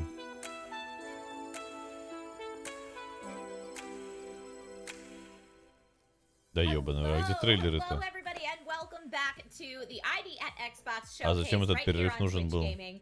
My name is Trisha Hirschberger, and I am here today with Brianna, aka Story Mode Bay, and we're kind of like your tour guides through this event today, leading you to all the different sections of things that you. Ну, в перерыв не могла себе вебку But we пофиксить, do have a что lot of great пикселит stuff что-то coming сильно. up. We absolutely do. Next up, everyone, we'll be hearing from the creative team behind Nobody Saves the World, and they will be interviewed from none other than Danotage. But before we get to that interview, we have more gameplay trailers to reveal. From the Battle of Normandy to the scrum of medieval combat, this next batch of games promises something for everyone. Let's take a look. Блин, ну действительно. Так.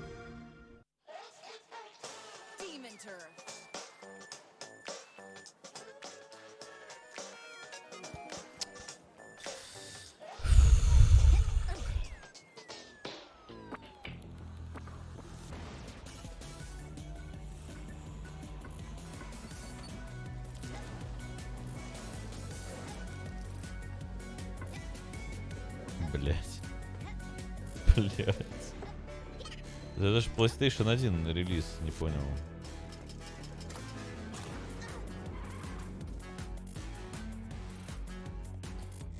Не, здесь, чтобы не делать оптимизацию, здесь, в принципе, игру сделали, чтобы она работала в 24 кадра.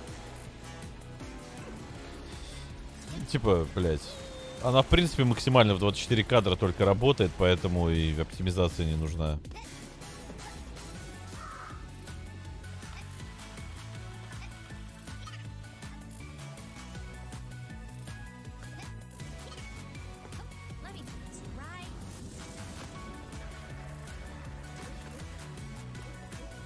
Художник нарисовал 2 анимации, блять, и ГГ готово нахуй.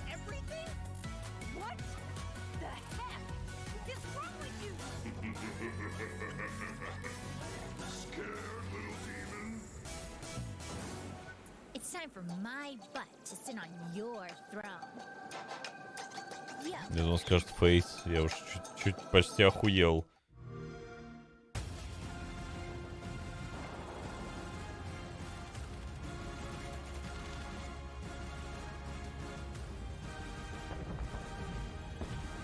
Эксклюзивные премиум сквады, понял.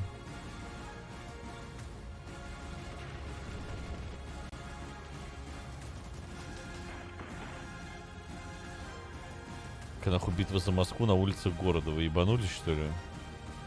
Блядь. На улицах Москвы битвы никогда не было.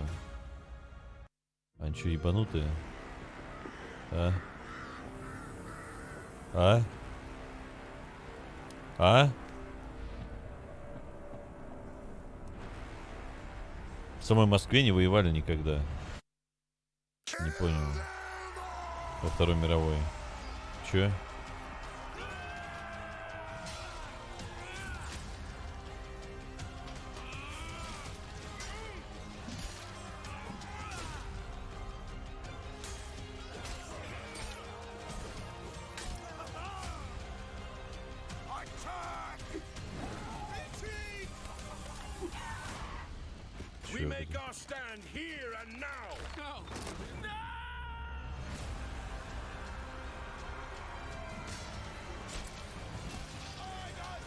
Анимации говна, блядь.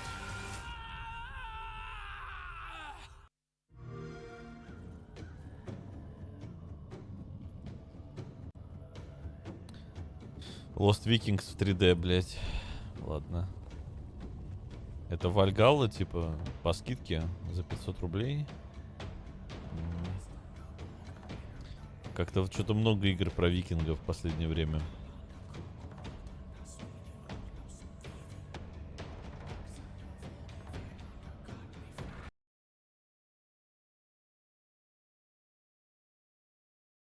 Я же говорил, да будет платформер, да.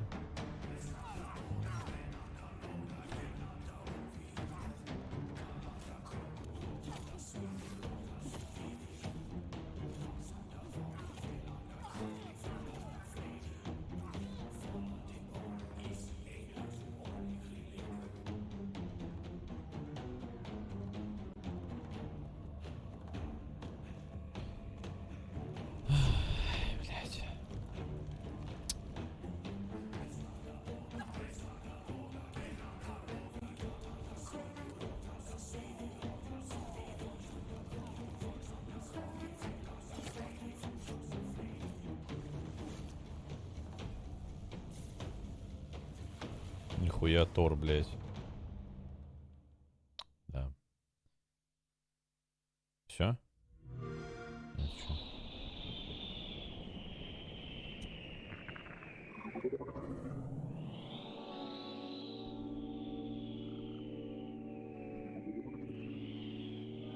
С каких пор заставки, анимированные заставки на рабочий стол стали играми? Не понял.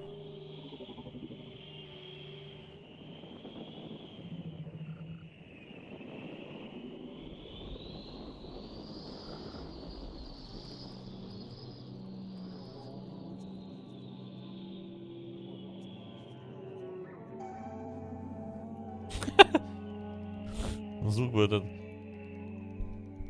Macaroni with the chicken strips. Сори, только зашел. Это новые картриджи для Денди.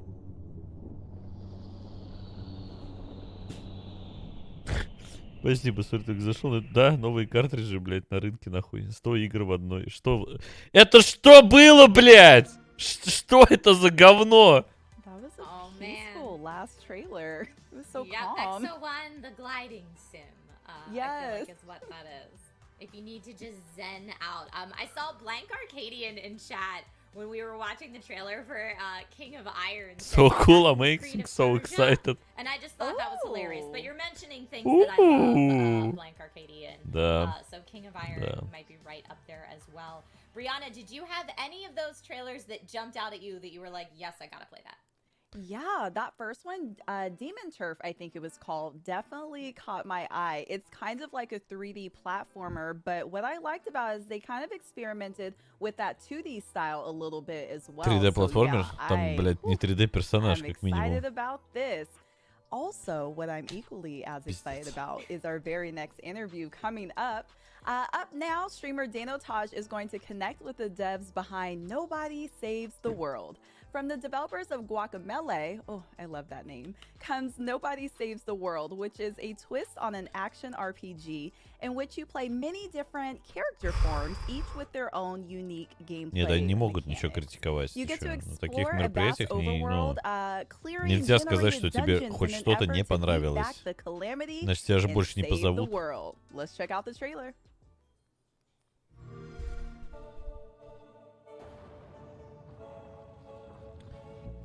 Угу.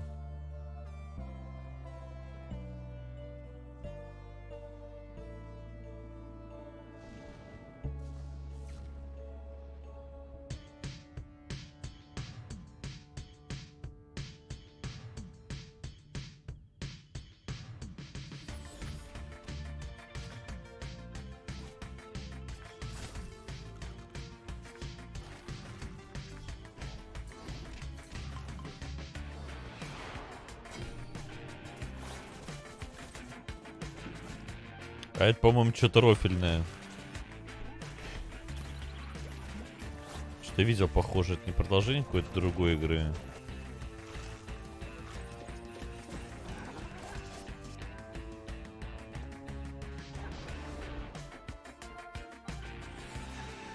Гуакамеле?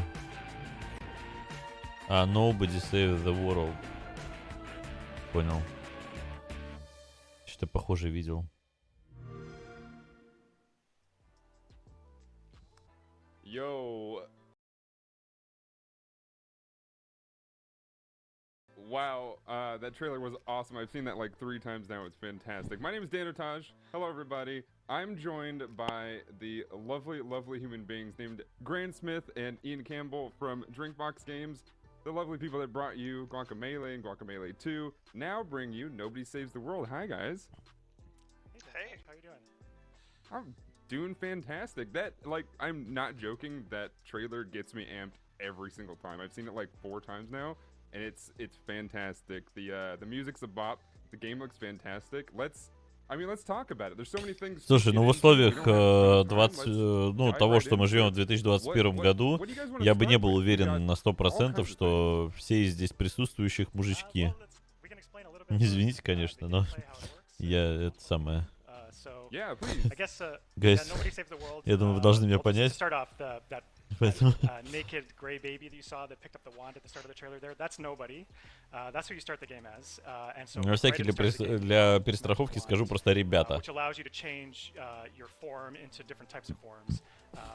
So the game is basically like a top-down RPG, action RPG. But as you're playing, you're progressing through this form tree and you're unlocking. Просто just guys, все. Playing as different forms. Пойду по писе. And experiencing like completely different types of gameplay with each kind of forms.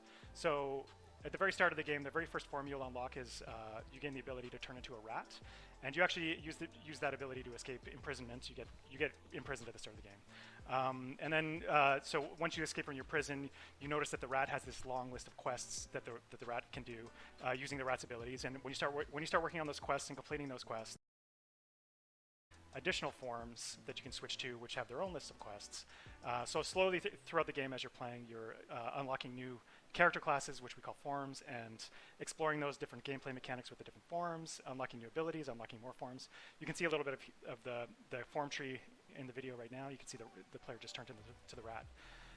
Yeah, so in a quick nutshell, that's kind of what the game is about.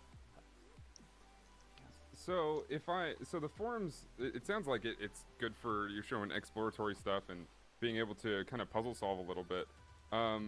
I assume there's a lot that goes on with how your gameplay is going to be with combat and such. Yeah, absolutely. Like every form has their own play styles and their own moves. Like some are about like applying status effects to enemies and taking advantage of that. Some are like real heavy hitters, but they need like long windups and they need an element of like timing to them. Some can fly, some can swim. There's like lots of combat and traversal mechanics. As you get further into the game, you can mix and match the abilities between the forms. So, then you have like a rat that can shoot arrows like a ranger, or a horse that's, like biting things and poison like a rat, whatever. So the possibilities are nearly endless, you could say. Yeah, we talked about it a little bit before, and I think that's the thing that intrigued me most. It sounds like there's sort of a kind of Lego plug and play, get to pick different forms and kind of play with them. Is there like how complicated can we get? It gets pretty complicated. Like to start with, when you unlock Это new next gen. forms quests are all kind of like training you how to use that forms, because we want to ease the player into the new mechanics that are presented with each form. So it'll be like getting you to use your basic abilities. But then once you've kind of started to get the hang of a form, we start giving new quests that you can't do with the base abilities of the form. You actually have to mix and match, pull in abilities from other classes. So, like for example, if you're playing as the rat doesn't have any ranged abilities, but the rat might get a quest to, use ranged abilities to kill enemies. So you have some flexibility on how you want to do that. That's a pretty easy Кофейный, спасибо. quest to do. Это next pen. But they do start to get more specific, and some of them are more. Ну как раз игры для 3090. Exactly how am I going to do this, and different customizations. It gives the player some room for creativity in trying to complete. Мне нравится. That they're presented with. Хотя, может быть, это и хорошо, что в условиях дефицита видеокарты и непомерной стоимости, блядь, такие игры выходят. Ну, типа... It looks very much like, well, it looks like my jam, I'm going to be honest, and it looks like it's a lot of chat's jam as well. So I think we're all pretty excited about that. But that sort of freedom to play within your rules as the developers, but also be able to kind of do things on our own and get pretty creative and play with like the tools that you brought up. I think that's pretty awesome. Not to mention, I mean, just simply like Geopar says, the art style of this. Пиздец, у него микрофон шумит у этого типа. Нереальные шумы на фоне.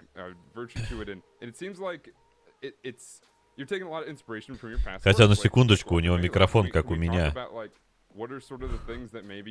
У меня тоже шур. Actually, I mean, talking with the artists through the development process, of course, like one of the goals is to try and break a bit free from what we had done previously. I guess in terms of, say, like Severed and Guacamelee have a very like angular vectorized art style, but this is more like hand drawn and like lots of lines and strokes and stuff. And we also wanted it to be kind of charming, but like off-putting. Like I know like maybe like Ren and Stimpy or like Garbage Pail Kids were referenced in the art team, where like it's like appealing but also uncomfortable. Yeah. Sure. Yeah. Yeah, it looks like there's a see little bit of grunge going on, and like you said, that hand-drawn art style is pretty unique. Because nobody does it the same, right? Not really, at least. That's awesome. Yeah, absolutely. Cool. So I've seen some mentions, and something that I sort of came up just kind of watching it for the first time was a lot of thoughts of like it being a roguelite, but I wanted to drive home that it isn't a roguelite, it's very much an action RPG, but you guys have something very special, which is, I mean, do you guys want to talk about your dungeons a little bit? Yeah, absolutely. So, yeah, the structure of the game, it's kind of like you're Ладно, эта игра еще окей. Но просто все, что было до, это пиздец. Это прям, ну, я не знаю. Просто охуеть. And all of the dungeons are procedurally generated, so, and they all have completely different themes as well. So like, we have some standard things like, you know, a prison or a mine, but we have a lot of really odd non-standard things like you'll be exploring a UFO or a gingerbread house, or you'll be going inside of a dead dragon, like just trying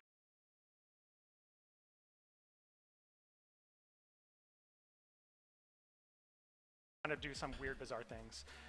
And each of the dungeons, while they're procedurally generated, they all have like different rules in their generation. So each dungeon does like have a unique feeling when you go inside of it.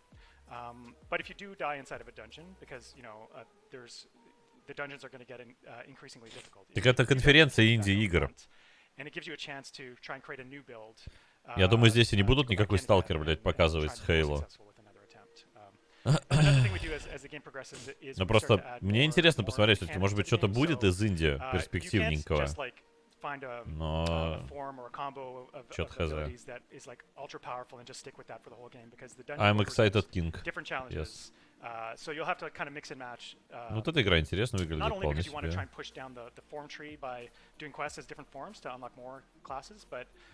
Because some of the dungeons you just won't be able to do with certain forms because those forms won't be well suited with their abilities to do that dungeon. So, yeah. And I was gonna try to find the most broken thing I could possibly find, just play it the whole time.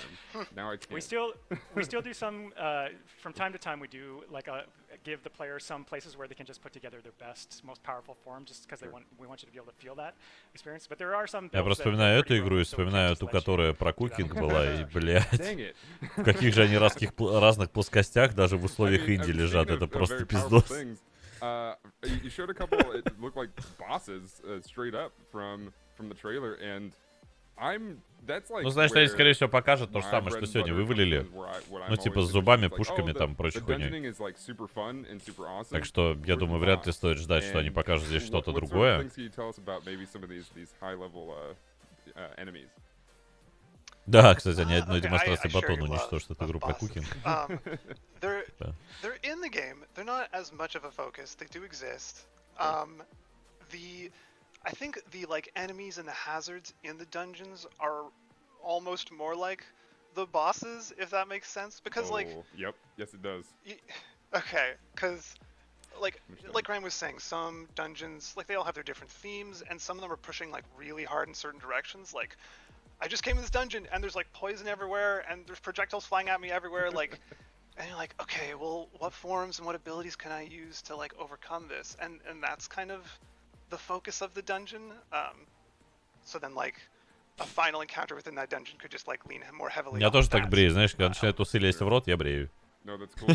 I mean, because I mean, there are a lot of games that sort of focus on, well, this is cool, you're building up, you're trying not to die essentially, but you just got to get to the boss. This sounds like it's very much going to be a challenge all the way through. And I mean, am I wrong in saying that you're going to basically, I mean, obviously you're going to be having fun the whole time, but are you going to be restarting pretty often if you're not necessarily like just a savant at what these kinds of games do? Осуждаю. I don't think so. We're not trying to go for like ultra hard difficulty, and we don't want players to be like dying too frequently. Я так и не понял, somebody excited about this game or not? There are a few key dungeons that you'll have to do throughout the course of the game that are more difficult, and those are the ones that I was mentioning where we kind of like allow the player more flexibility in what their build is going to be going into those dungeons, because we want them to feel like like they're creating like really powerful builds. But no, in most of the dungeons you could probably clear them in like a small. Game just awesome, понял. And like I said, there's a lot of dungeons though, and we really want the player to be like moving through the world and exploring this vast overworld, meeting its inhabitants, and also jumping into all the dungeons that they're finding, and not just be stuck on a dungeon and looping on a dungeon for too long. Yeah. Cool. That's awesome. Yeah, that sounds like you don't want something to be too frustrating. It's pretty cool. I just like the visuals of looking at the tree and how it kind of flows together. It seems really easy to read, which is a relief for a lot of things that have been, just kind of everywhere. It seems like you really paid attention. Я вот прям на это вижу, у меня в голове такой, it just works. You mentioned also that there's a lot of high-level story. Is there something that we should look forward to sort of getting into as far as like getting fully immersed in what sort of story are we going to be looking at? There's a lot of variety, I would say. I guess that's like a blanket statement about the whole game, is us trying to be like charming and varied as much as possible. But like, understood. I would personally say to look forward to some of the characters you will meet. Like, my favorite is Marty Joe, the hammer curse, who is just like a person cursed to be a walking, talking hammer. He's got a really good storyline going on. But yeah, there's all kinds of like many strange people in many strange situations that you're going to meet. And actually, it kind of ties into the quests that like have been described a bit already, but the ones we talked about are kind of like combat quests. But the story allows for a whole lot of other quests. Like one of them is to get sat on, or one of them is to like fall in love, and like so you're just you'll always be finding these things as you're going through the world. It's an exciting part of the story to me. That's awesome. No, that's cool. It sounds like there's a lot to look forward to. I mean, just characters in general are fun to sort of get attached to.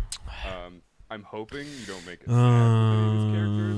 I'm not going to ask you to react to that or anything, but I mean, there was a whole thing going on Twitter. It's like, don't cry, it's just a video game. Вот моя реакция на представленные игры до. These types of games where you introduce really cool characters have a lot of opportunity. Вот сколько мы смотрим эту трансу уже? Час за час одна игра. Даже больше. Get too sad with these things, but it looks really, really awesome. Is there anything that we may have missed that you would like to show off today about Nobody Saves the World? I think we covered most of it. Yeah. Awesome. No, that's fantastic. I'm looking forward to it. Before we fully wrap up, where can we find Nobody Saves the World? Where can we see online, and what sort of things should we be following right now? Блять, а почему бы просто вот весь сюжет игры не рассказать, кстати? Ну, то есть... We're also on Facebook, Instagram, and we just today, even maybe just like right now, we're opening up a public Discord for the studio, so... Да, про соседа, потому что там типа обучающийся AI. Please follow us on Discord. I think it's like discord.gg/drinkbox. Yeah, those are the places to follow us. Oh, fantastic! Awesome. Thank you all so much. Thanks to Graham and Ian for joining Девочки, me. excited, Thank you everybody for watching this. Please keep this on your list, because I would love to see as many people play this as possible, so that I have things to talk about with Дмитрий you all. Зернов дурак, бля. We're gonna throw it right back to Story Mode Bay and Trisha. Thank you both for joining me, and thank you all so much for watching. See you guys. Thanks, Dan. 12 терафлоп для этого. Thank you so much to Danotaj and Drinkbox Studios for that interview. Oh my gosh, Nobody Saves the World. Там тоже, бля, 10 I really из 10 like просто. the fact that there's so many generated dungeons, so the gameplay almost doesn't feel repetitive. О, вебку починили, Trisha, ура. how do you feel about it? I thought it looked awesome. I mean, I was watching chat the whole time during that interview, and I saw Simo Masso in chat says perfect mix of RPG and roguelike, which I thought, yes, that's a good way Thank to you, start. nice But, game, cool developer. Saying, oh, roguelike, and we heard Ian and Greg Блять, say, well, это как комментарии на, это знаете, как отзывы в Гугле, блять. От челиков, кто владеет заведением, просто заказали отзывы, нахуй. Классный хуй, красивые яйца, блять. I know myself I'm probably going to spend a lot of time in. I think that Nobody Saves the World looks definitely interesting. Do you think it's something you'll probably stream? Yeah, I mean, I definitely want to check it out. And I love what you said, too, about the replayability, because I feel like there's so many games where you play and it's almost like it's one and done. But no, I want to get my money's worth. I want to play this a couple of times over. Плюс and 15 feel поинтов so геймпасу, excited about геймпасу, each блядь. playthrough that I do. So yeah, I'm definitely checking this out. Chat at home, what are you guys thinking? Is there a game that you're super excited about that you've seen from the Super trailers excited already, about? or a game that Yes. you're looking forward to? I am fucking looking very at the excited chat, about this game. I have a good feeling about what they're looking forward to. I'm seeing a lot of hype for Stalker. I'm seeing a lot of hype for Among Us. I know what the chat is feeling like. Among Us. But I mean, we've got so much to get into today, so let's go ahead and keep this party rolling. We've had so many great game announcements already today, but next up we have a number of titles never before revealed. Dun dun dun. Oh. That's right, new game trailers. Let's take a look at those now. Ну давайте, давайте. Перерыва нет в этот раз. This is our world, or canon. Арканон, да? It is a world gifted with magnificent and generous nature, albeit sometimes Какая-то harsh. сексистская игра. Besides ourselves, the Marios, Нихуя, our canon ляшки. is home to the Pesca, the Zephs, the Arctons, and the Lewises. Ой.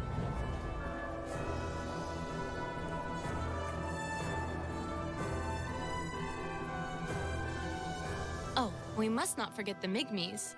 The Migmies bring our people together and carry around crates containing an essential ingredient for our society. This ingredient is called a harmelin. The harmony between our people depends on it. And last but not least, let me tell you about us. We are the demigods. Our mission is to fight and defeat the noises, the mysterious monsters that threaten our beautiful harmony. The demigods will not allow anyone to disrupt our canon's harmony. О, это пошаговая игра, понял. Мне такой нрав.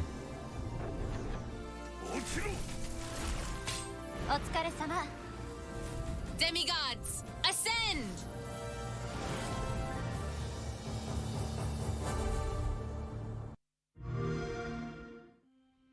Red Shadow Legends.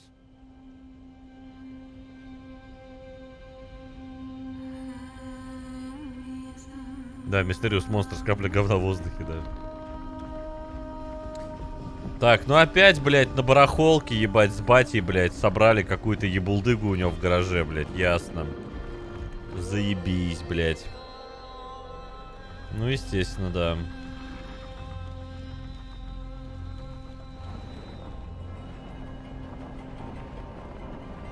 Угу. Вин Дизель, блядь, понятно.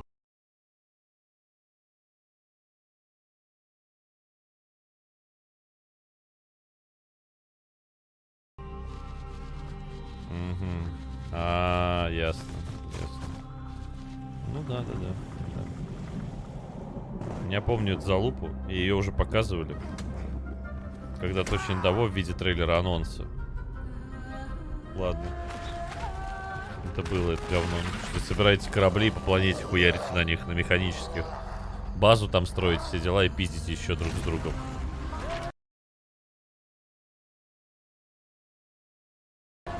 Короче, этот... Sea of Thieves на минималках, только на суше. Не, да. Да. Очень very excited, пиздец. Хуй дыбом. Ща, блядь, столешницу пробью.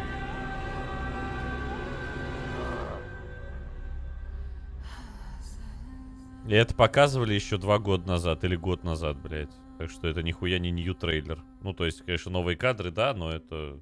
Last Oasis это, блядь, уже было. Out Now выходит сейчас, понятно, не на... это сейчас выходит. Не понял, что сейчас выходит? Ocean Drive. Ocean Man. Год назад точно показывали, да, я это помню. Так, а что там Out Now? Вот это вот дрянь или это? Ой, понятно. Опять 0 FPS, блядь.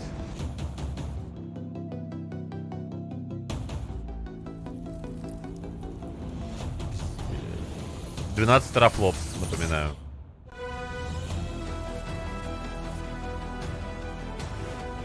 Raid Shadow Legends?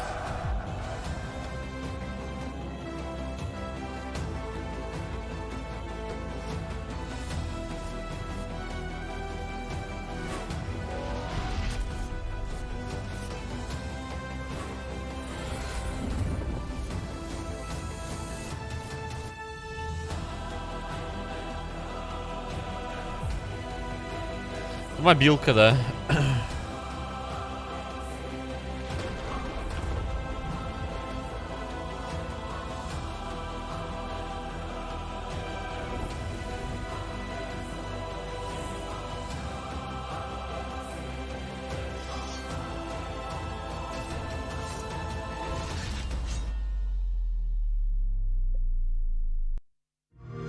Понятно. Форт, походу. Или что это? Так. Так. Пиздец, понял. Это этот симулятор газонокосильщика. Да, газоны косить.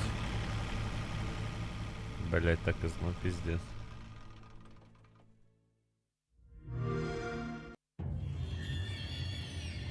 Да, Рили, блядь, симулятор газонокосильщика. Ремейк Castlevania, блядь. А, Чумной доктор, понятно. Коровавирус, XXX, коровавирус, ага. Я говорил про слэшер. Да, слэшер.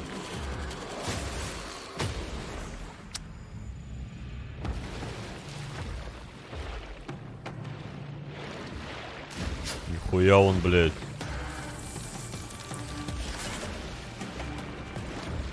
Это Тетрис, блядь?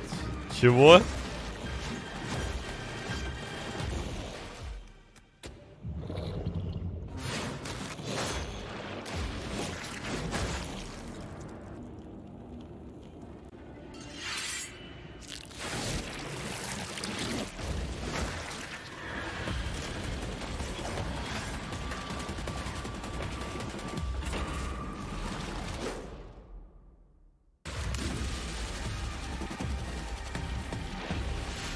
Это что, он святой воды бахнул, блядь?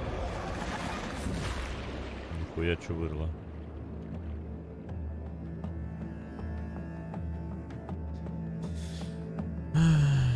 Ну, ладно, окей. Что, блядь? Oh man, so much Last Oasis hype in chat. I loved it. There was a lot to love there. Last Oasis looks great.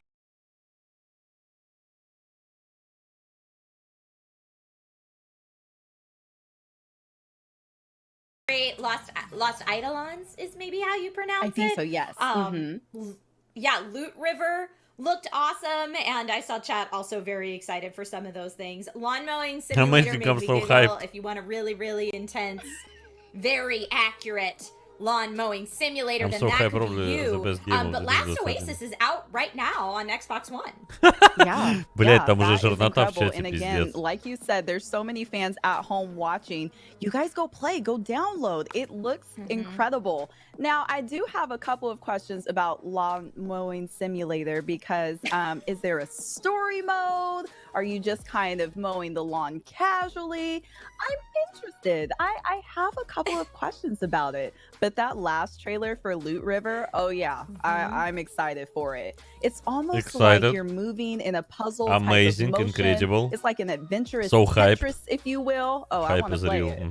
Oh yeah, and the second that I see Super Hot Presents before any trailer, I'm like, yes, please, let's get that. It looks like it'll be challenging, mixing the puzzle play with the combat, and the art style looks cool. The second I saw the playing Dr. Helmet and like wiping the blood off the front of it. I was like, oh, this is gonna be rad. I'm into it. And Lost Eidolons was like everything I love about a medieval character creator with what looked to be turn-based tactical combat. I don't know if we can specifically tell that from the trailer, but that's at least what it seemed to me, which when you combine those two things, that is something I am definitely Ты дурак такие вопросы задавать? Really cool. Дайте ему тайм-матч на 10 минут. Absolutely. Now, which one was the one with the guy and he was flying in the air? Was that Lost? Or am I thinking about a different one? I'm trying to remember all these titles. They were so fucking good, hype. But that one looked exciting too.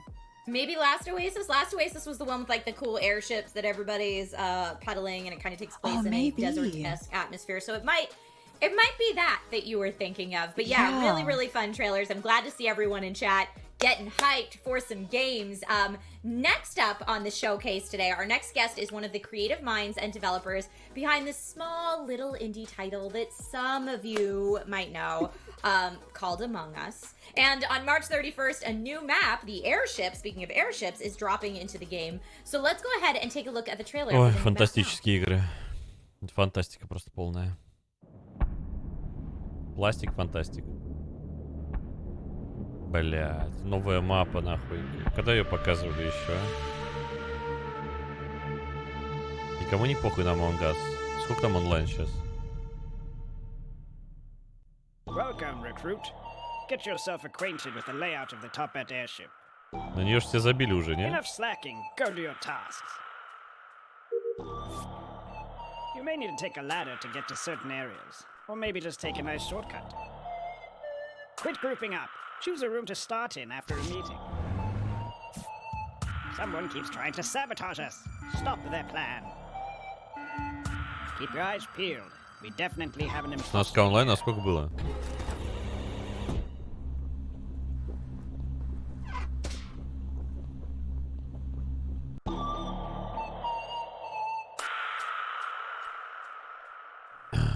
А сколько был-то? Hello, Victoria. How are you today? I am great. Thank you for having me. Ну, наша игра больше не популярна, как...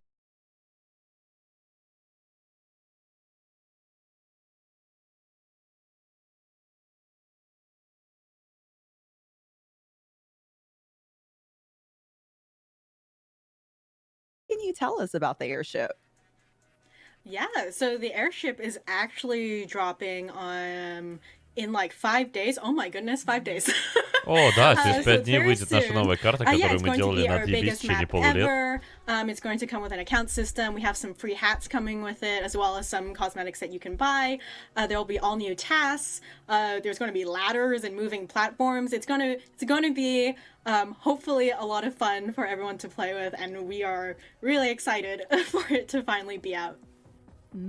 Can you tell us, for those of us that really like to play imposter or get chosen as imposter, can you tell us what the venting system is like? Is this going to have a fully connected vent system for that pro level play? Oh, you know it.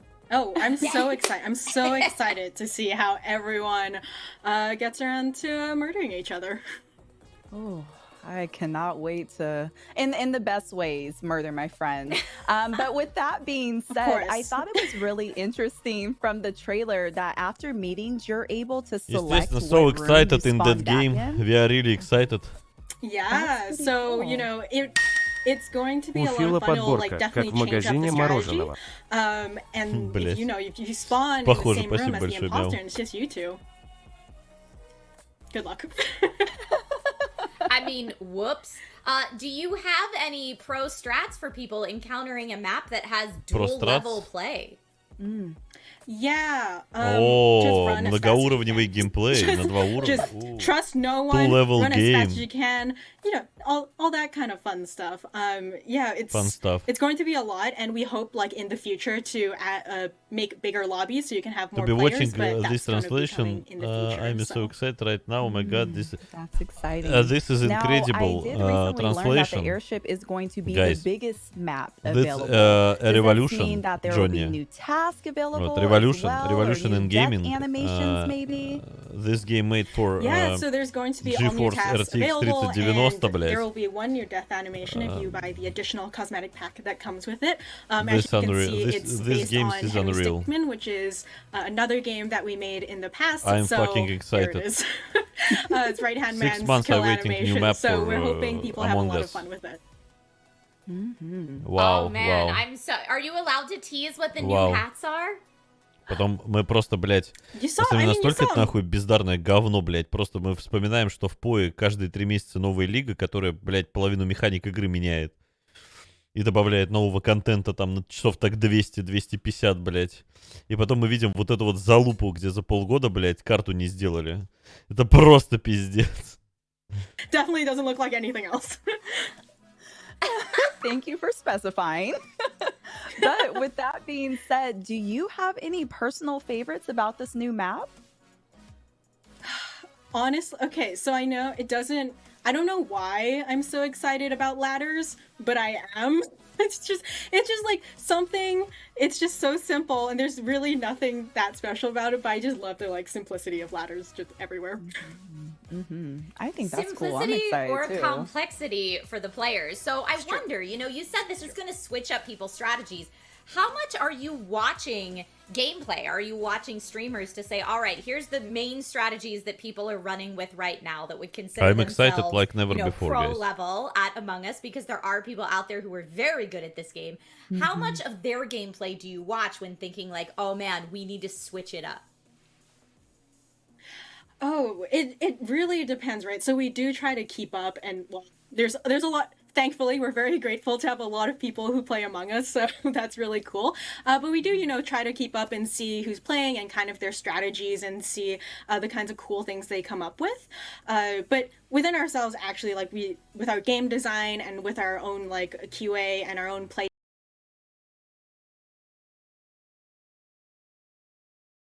testing, it's really a mix of like our own sensibilities and, you know, just years of making games, and also just seeing how the community runs with it. Yeah, I mean, I feel like things like, you know, visual tasks being able to be on and off, having the taskbar fill immediately, stuff like that, that it's kind of like through playing it, you're like, oh, this could be tweaked. Oh, this could be tweaked. And not just necessarily like tweaked to make the game better, just to give people options of what you want the difficulty to be. And I'm sure Brianna and Victoria, you can both relate to this, but it's like, you know, if I'm playing Among Us, полгода, а почему рот в говне? My settings are going to be very different. Открыл Steam, играет 130 рублей бандл со скинами 500 рублей. Ну да. 24/7 Among Us players. Yes. Yeah. Definitely. Yeah, I think the cool thing, right, is just to see all the different kinds of people that come together to play Among Us, right? It's not, we've had classrooms of people playing, we've had families playing. It's been really nice to see. Oh, that's so cool. I am kind of curious because I have been an imposter on my mind. Мне кажется, трансляцию нужно было назвать немного иначе. Ultra New Gaming Experience, 12 терафлопов. Amazing, very amazing and excited games from our most likely game developers. И вы о них никогда не слышали, блядь, ясен хуй. Never heard before about these people, but it's our best программиsts вот, and artists. Вот примерно как-то так. Вообще надо все называть именно amazing, incredible, never before. Вот, да. Do you Да, еще 4К, там 120 FPS, в скобочках 3. My work, I kind of need a time out in my personal life. Ray tracing people, блядь, в рестайлинге с детейлингом, Because сука. it's my work, I try to separate it. Like, I'll play it for charity and stuff. But the thing is like, I'm not actually a great imposter. Like, Forrest, who's our programmer, accurately called me out for being an imposter because no one was dying. Like, I was too anxious to kill everyone. So I don't really play it in my off time, but for work, obviously I will. Fair enough. No, and speaking of work, I mean, I just have to say, I feel like the team has been incredibly busy within the last year. How is the development team doing? How are you all doing, kind of transitioning into this high demand for the game? Yeah, we are. I mean, one, we're grateful and excited, and we wouldn't trade it for the world or anything. But wow, we are tired and anxious. It's been really like wild to see the reactions to it, just like playing catch up with everything. But with the launch of the new map and with the account system, we're like, we've kind of caught up, so we're hoping that we can get more regular updates out and, you know, talk more. But it has been a really, really wild 2020 and 2021 at this rate. Yeah, extremely. I bet. I see Reash45 in chat says, thank you to the devs for this game. And I'm trying to keep up with you here, chat, but it's going so fast because there is so much hype. To see you, Victoria, опять та же самая and to have you аватарка, answer но уже questions другой ник. live on the stream is just super cool. Что, and блядь? to get a preview of this new map, and I'm sorry, I just laughed at that murder ball animation that just happened right there. But yeah, the airship looks super cool. As you mentioned, it's coming in 5 days now. If people did want to. Yeah, if people want to pre-order or get their hands on any of this content, or at least ensure that they will be getting their hands on this content on the 31st, where can people do that? Well, the great thing is, if you've already bought Among Us, whether that's on PC or mobile, it will automatically update. It's a free update. It will be there for you on March 31st. And then in 2021, it will be coming to Xbox consoles. I don't have a specific date for you yet, but that's the news. Dun, dun, dun, dun. I'm very excited about it coming to console for sure. Ну, надо было через пару лет выпускать, тогда прям актуально было бы, блядь. As well? Yes, there will be cross-platform play because, you know, you want to play with all your friends. Yes. Oh, we love that. We absolutely love that. Victoria, I don't know where Одни долбоёбы орут, бля, в Дискорде, другие нахуй будут чат писать. Гениально. But if anyone has any questions or wants to know where to find you, do you have maybe a social platform that you prefer people to reach out on? Слушай, а я бы послушал бы двухчасовой разбор некоторых стримеров, как бустер бы покакал. Класс. You can also find us on Discord at InnerSlothDads. Мне, кстати, очень интересно, как бустер какает. Awesome. Well, Victoria, thank you so much for Надеюсь, stopping такой видос by the выйдет. ID at Xbox Showcase Желательно today. Тавилона. Thank you for coming by Twitch Gaming, and hopefully we'll see you here soon. Thank you. Yes, thank you for having me. Вместе с Рикиди, типа, вот чтобы вдвоем сидели, блядь, такие, бля. Так, там посрал еще, нет, так, нужен разбор. I can't wait to jump into that new map, and I can't wait to see what the new tasks А на ведущем are, Макрица and, должен you know, сидеть. how to adjust your strategy accordingly. I saw the people in chat saying Trisha is sus. Everybody always thinks I'm the imposter, even when I'm not, and I don't know why. Apparently, I'm super sus all the time. But you know what? I'll take it, and then we'll adjust my strategy accordingly. And Да никого не нахуй там не what kind of хикнут, imposter are блядь. you, Story You know, I like to say I'm strategic, but sometimes when that imposter title flashes Ну, Shadow across Coca the можно, да, screen, на оператора посадить. it's like I kind of black out a little bit. Maybe I get a little hungry and crazy with power. And I'm just like, yes, the first person I see, oh yeah, that's who I'm going for. And all my little plan just goes out the window. I panic sometimes. It's fine. I try my best to have a nice clean kill when you can like get somebody alone and then vent out of there real quick, but it doesn't always work that way. You know, sometimes you have a kill and then 3 other players walk in. It gets and messy. That game. All right, folks, we have so much more show left today in the ID at Xbox Showcase. Death's Door devs are up next, and then more exclusive gameplay trailers. Huzzah! Yeah, so and excited again, and amazing. Yes, amazing new game. I'm so excited. Let's go. 3 минуты тайм-аута, блять. I'm truly excited. I can't wait. Please give me a new amazing games.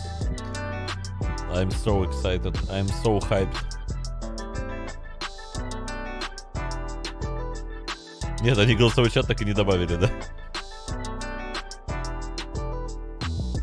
Блять, чел, карту полгода делали, блять. И только сейчас додумались кросс-платформу запилить и на консолях выпустить.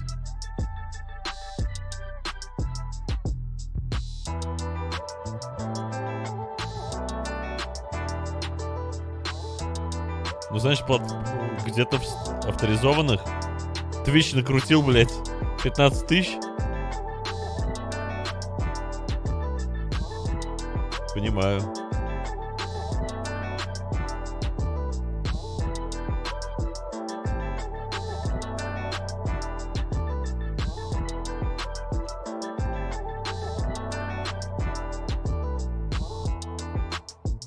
Реальность получается такова, что никому нахуй эти игры не нужны, блядь.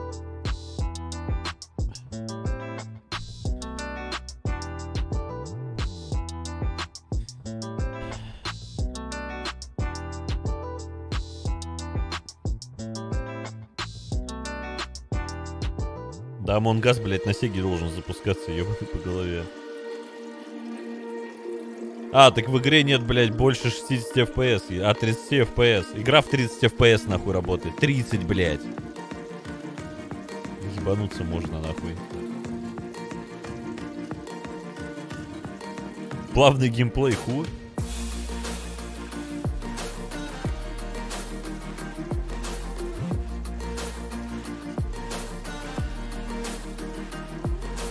Да это игры, блядь, убер сомнительного качества. Вот предыдущие, которые показали, там вот первая же эта игра, блядь. Вот этот Sea of Thieves на минималках на суше. Это, блядь, такая настолько сомнительная игра. Просто фу, блядь. Начало было там какая-то тоже стрельба, блядь, типа на Хейло похоже. Графон говно, анимации вообще никакие. Просто чушь, блядь.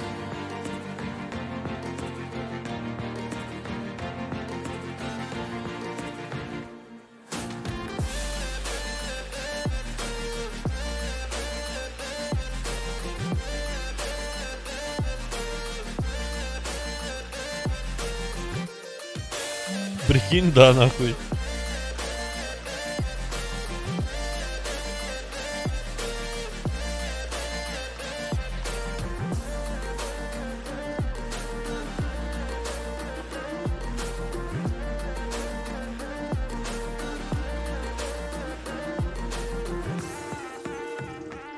Hello, everyone. Welcome on back to ID at Xbox Showcase right here on Twitch Gaming.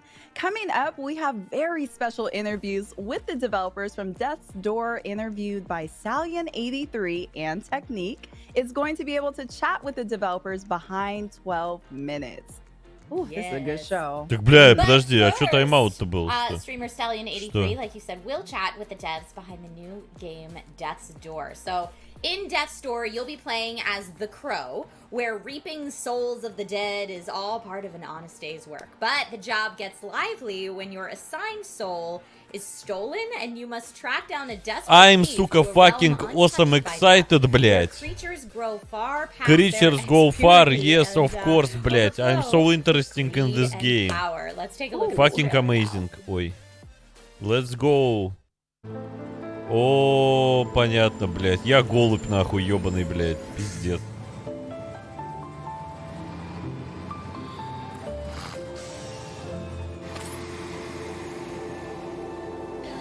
$30.90, 300 тысяч рублей, блядь, чтобы поиграть в эту залупу.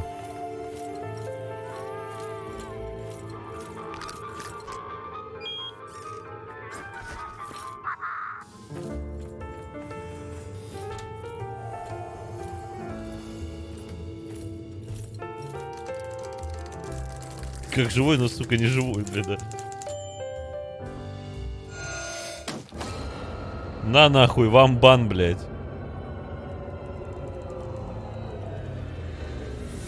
Кто-то крошки, кто-то хлеб отравленный кинул в парке, я не понял, блядь.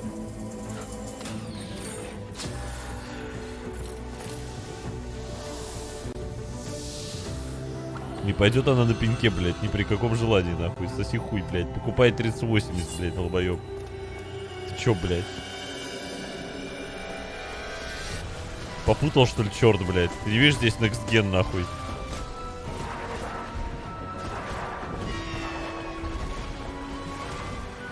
Хули графон одинаковый везде, я не понимаю, блядь. Ну почему, блядь? Только освещение разное. Текстуры одни и те же, блядь.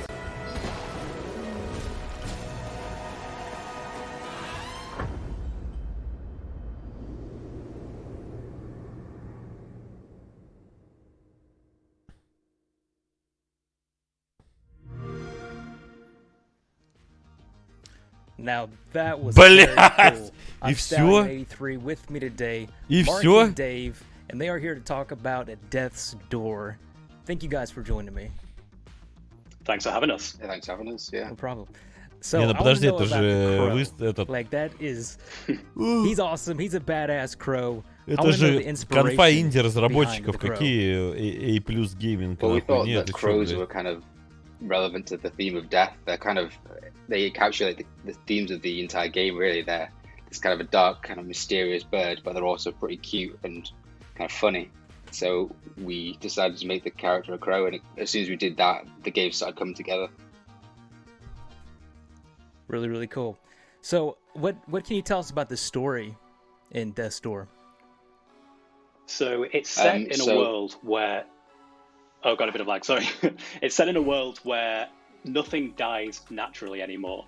So this group of crows who work in this office that we saw in the trailer, they are in charge of reaping the souls of the dead and maintaining some kind of order in this world. You obviously are one of the crows, and you get sent to a place where nothing has died for many centuries. So as you can imagine, things basically escalate from there. Very cool, very cool. So is this a roguelike? To me, it looks like a roguelike, or is it an RPG? What type of game are we looking at here? It's not a roguelike, so it is just one storyline that's single player, so you can play it from start to finish, and it's like an entire experience. It has some light RPG elements in it, so with the combat system you can upgrade your things like strength and speed and basic stats like that, and you can also find new weapons along the way. Так это, блядь, бойцовский клуб 4, месть голуби, нахуй. Ты должен отпиздить всех, блядь, двуногих кожаных ублюдков, блядь, которые тебе хлеб не сыпят, блядь. В парке, понял? Ходят суки с булками, блядь, а тебе не отщипывают. Короче, симулятор стримера, нахуй. Бля, хз.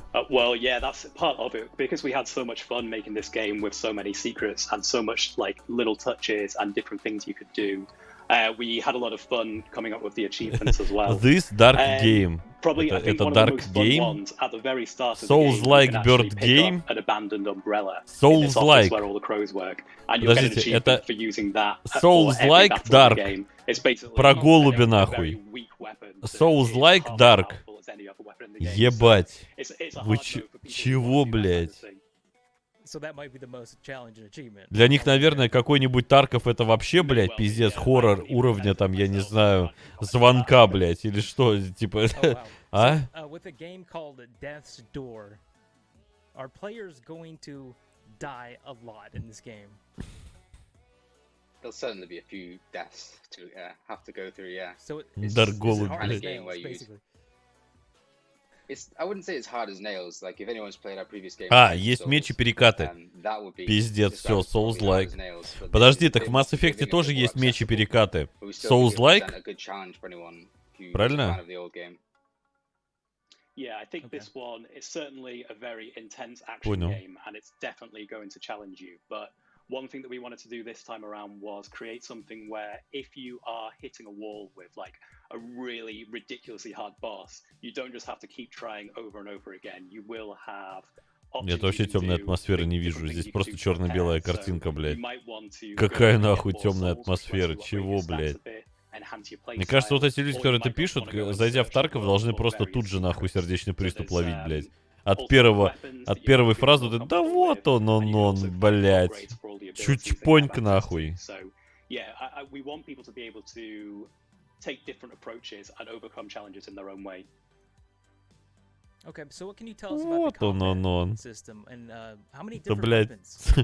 Это пиздец, это фраза смерти нахуй, перманентный, блядь. Каждый раз, когда я ее слышал, я с ваншота умирал, блядь. Да вот он, блядь. Чпоньк. Все нахуй, пиздец. And the combat was kind of inspired by games like Hyper Light Drifter, maybe a little bit of Hotline Miami. It's kind of like fast-paced. And you have to play quite reactively to your surroundings, like things can change a lot. You just have to be on your toes all the time. And we were also really careful to make sure Концептуальный стрим, а что там? The moveset that you have is very fast, very fluid, very responsive. So every action you perform, it'll be executed within very few frames of you pressing the button. So you have that kind of ты куда пошел, да? That gives you what you need to overcome any kind of challenge. Yeah, it looks incredible. Yeah, Да механики просто пиздос, блядь. Incredible, unique, very excited, amazing game. 12 терафлопс, блядь.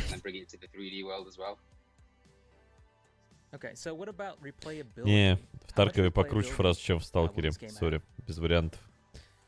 В Таркове, блядь, там совершенно новый уровень. When they're starting and when they finish the game, then the first thing I would suggest is to continue that save because we actually let you carry on afterwards and Сталкер, так сказать, задал тренд, а Тарков вывел в абсолют. О, подписчик ниндзя. Boss look insane game. Boss look insane game. And it does change quite a lot, so you can focus on something that's far more speed and magic based or something that's more down to brute strength.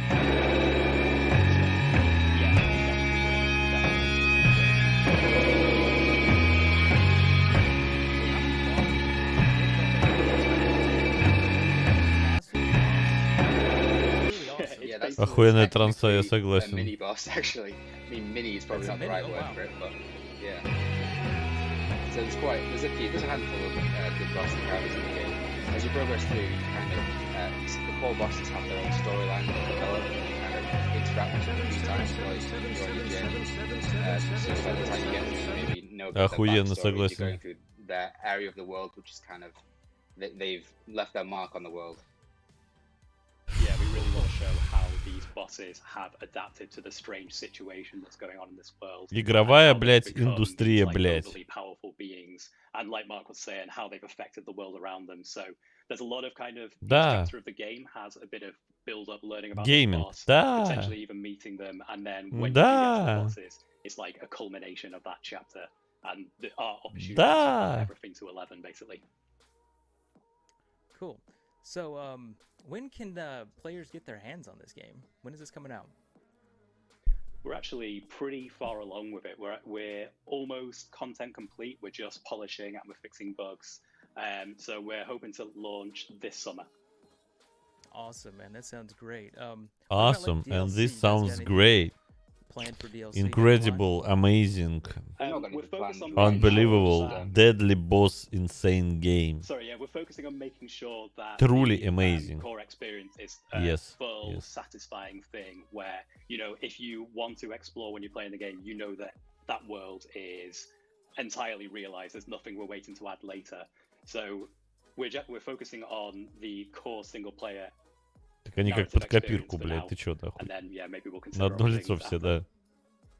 So if fans want to follow, you know, more information about this game, where can they find the updates for this? Deadly boss insane game, amazing, incredible start, revolution. You're just two guys, right? It's revolution, Johnny. Is that correct? Yeah, we handle quite a lot between us, but we also have an art team. So we have this awesome team of a couple of concept artists and a 3D modeler who work with us as well. So it's them who've created all of the assets that we need to bring our ideas to life. But yeah, we wear quite a lot of hats between the two of us as well. It's quite a good collaborative project where everyone has a lot of creative input.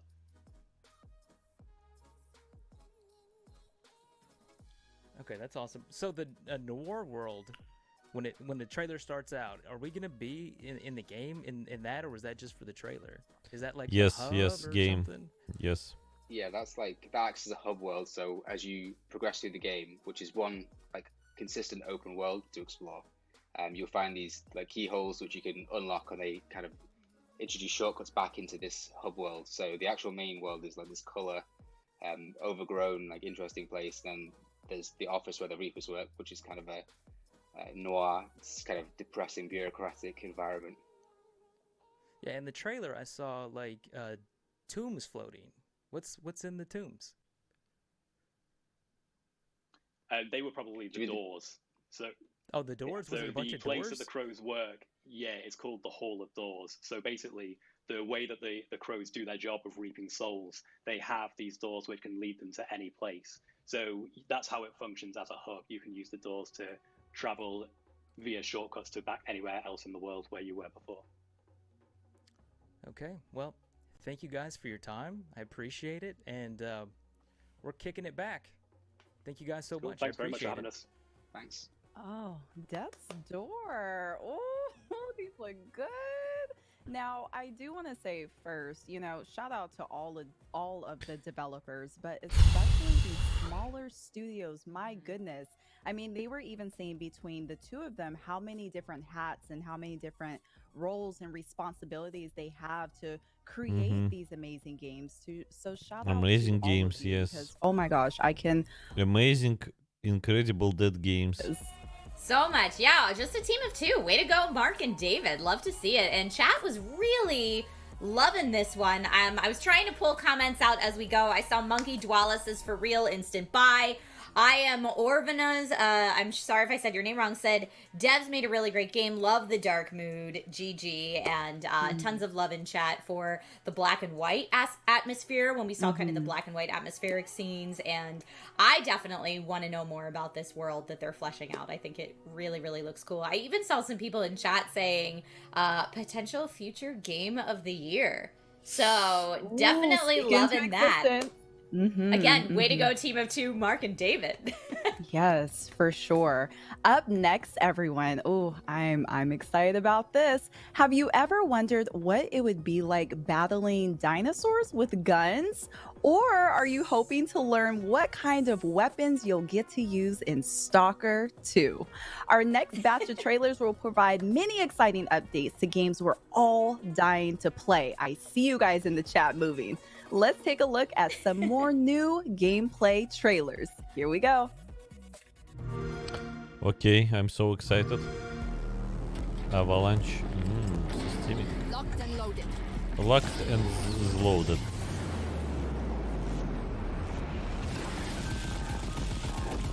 Газовая ёбля против динозавров. Так, окей.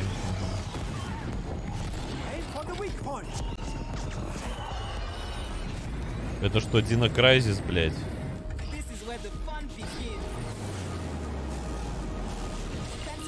Батл рояль с динозаврами? Это Dino Crisis, походу, какой-то, я не понимаю. Турок 2077.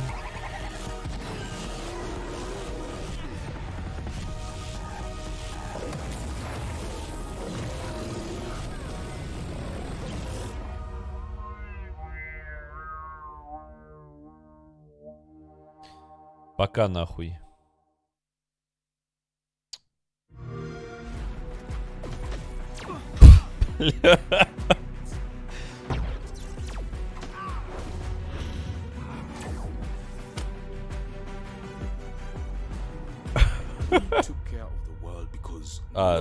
Все. Official selection неизвестной хуйни в какой-то ебале из какой-то неизвестной страны, понятно. Were wrong. What was the difference between the people on the inside or the outside? Neither of them gave a damn about the beings that power our way of life.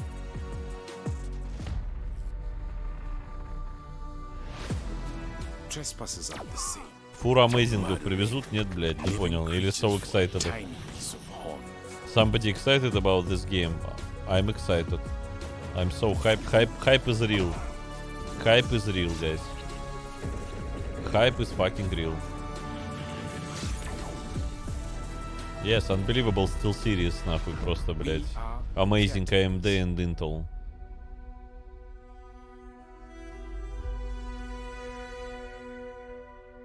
Caretakers, блядь. Caretakers, что нахуй?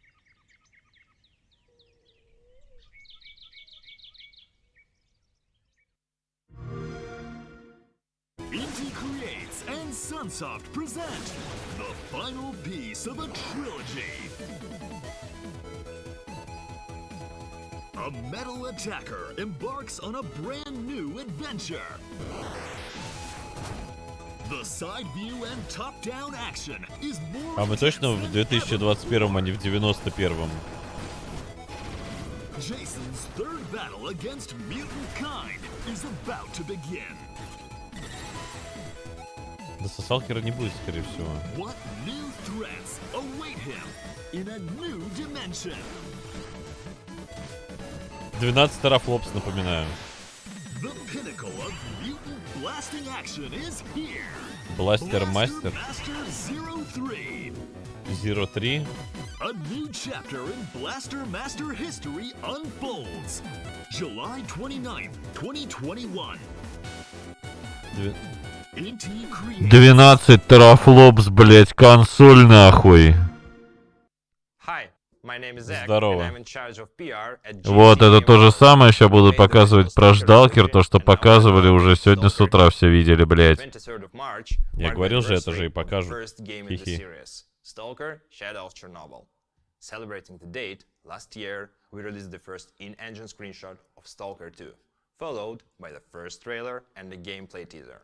That was our way to celebrate 25 years of making games here at GC Game World. This year we have an anniversary gift for our fans as well. It's an update on Stalker 2.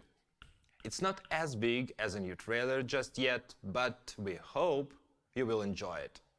Let's start with something familiar, yet completely renewed. Нет, блядь, чел, другие нахуй. Конечно, те же, блядь. First look at the updated costumes. The zone is a dangerous place, so it's filled with это уже солидно, конечно, выглядит. Freedom and the duty are two iconic opposing forces. The first ones see the zone as a free, ever-growing state, while the second ones would eagerly sacrifice their lives to prevent its spreading. Интересно, МП5 по 45 калибр, кстати, неплохо. As you may have guessed, you will see them in the sequel. The recognizable design for each faction has been кто сказал, что это не игровые модели? If you look closely, you can see scuffs, scratches, and sticking out threads. Please keep in mind, the models are still work in progress. The time has passed, and the new forces emerged in the zone. You can expect to see more factions in Stalker 2. Let's move on. The reception of Stalker 2 has been extremely positive so far, and we are truly grateful for that. Thank you for your passion and your interest. Так я тоже думаю, что так не будет. А если и будет, то, блядь, привет, бенчмарк новый на 10 лет. Конечно, это неплохо. The arsenal will include more than 30 different weapons. Of course, there will be lots of modifications for each gun. Тозик, ПК. Да ты как бич выглядишь, блядь.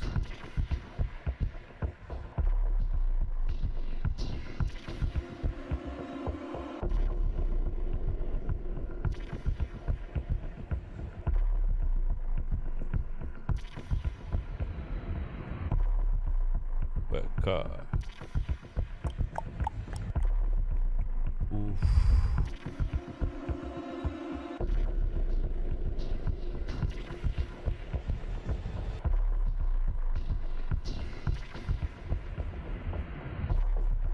Я вот с этой дурой буду гонять.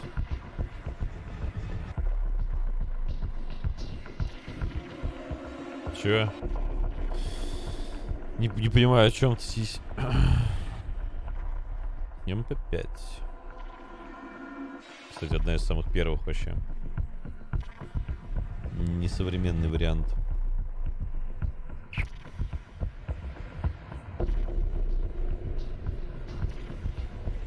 Тесик, что ли? Да.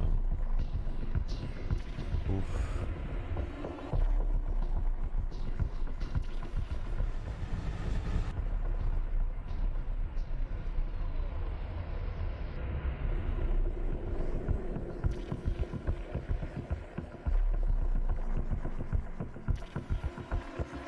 Ой, иди нахуй, блядь, патч.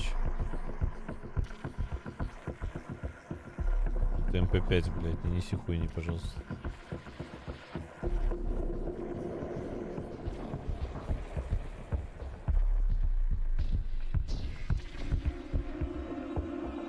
Причем там эти автоматы?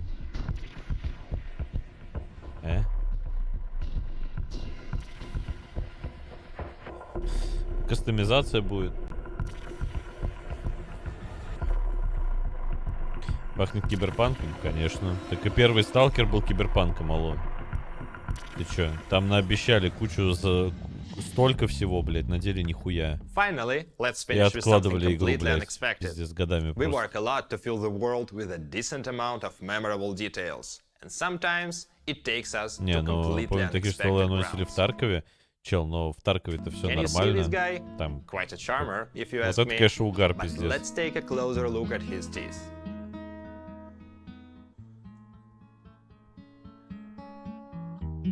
And the tooth is gone, or changed, or replaced with a dental crown.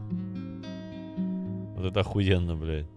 All made with our custom teeth tool, one of the many plugins we use in the development process for specific changes like that. These tiny accents ensure each character looks completely unique. Literally every human in Stalker 2 has one-of-a-kind smile. Or grin, I suppose. And that covers up our news for today. Please subscribe to our official social channels to receive up-to-date info about the game or ask any questions. We would be pleased to share more about Stalker 2, including gameplay demonstration, later this year. Until then, good hunting, Stalkers. Ooh-wee.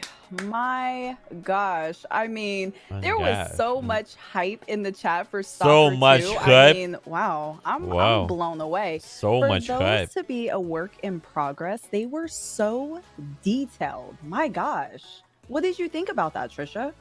Yeah, I mean, hyper-realism. So thank you, Zach, for that update on Stalker 2. I saw a lot of support in chat for the dev team. A lot of love, like you said, Brianna, for this game. The updated costumes look super realistic and fantastic. We got an in-depth look at some of those weapons. And that tooth customization. Super, super realistic and definitely unexpected for me. Пока, блять, короче. Не, пацаны, я не могу это больше смотреть. Я устал от этого говна. До завтра, блядь. В пизду, нахуй. Все, я это... Ну, нахуй, блядь. Го отдыхать. Все, ББ.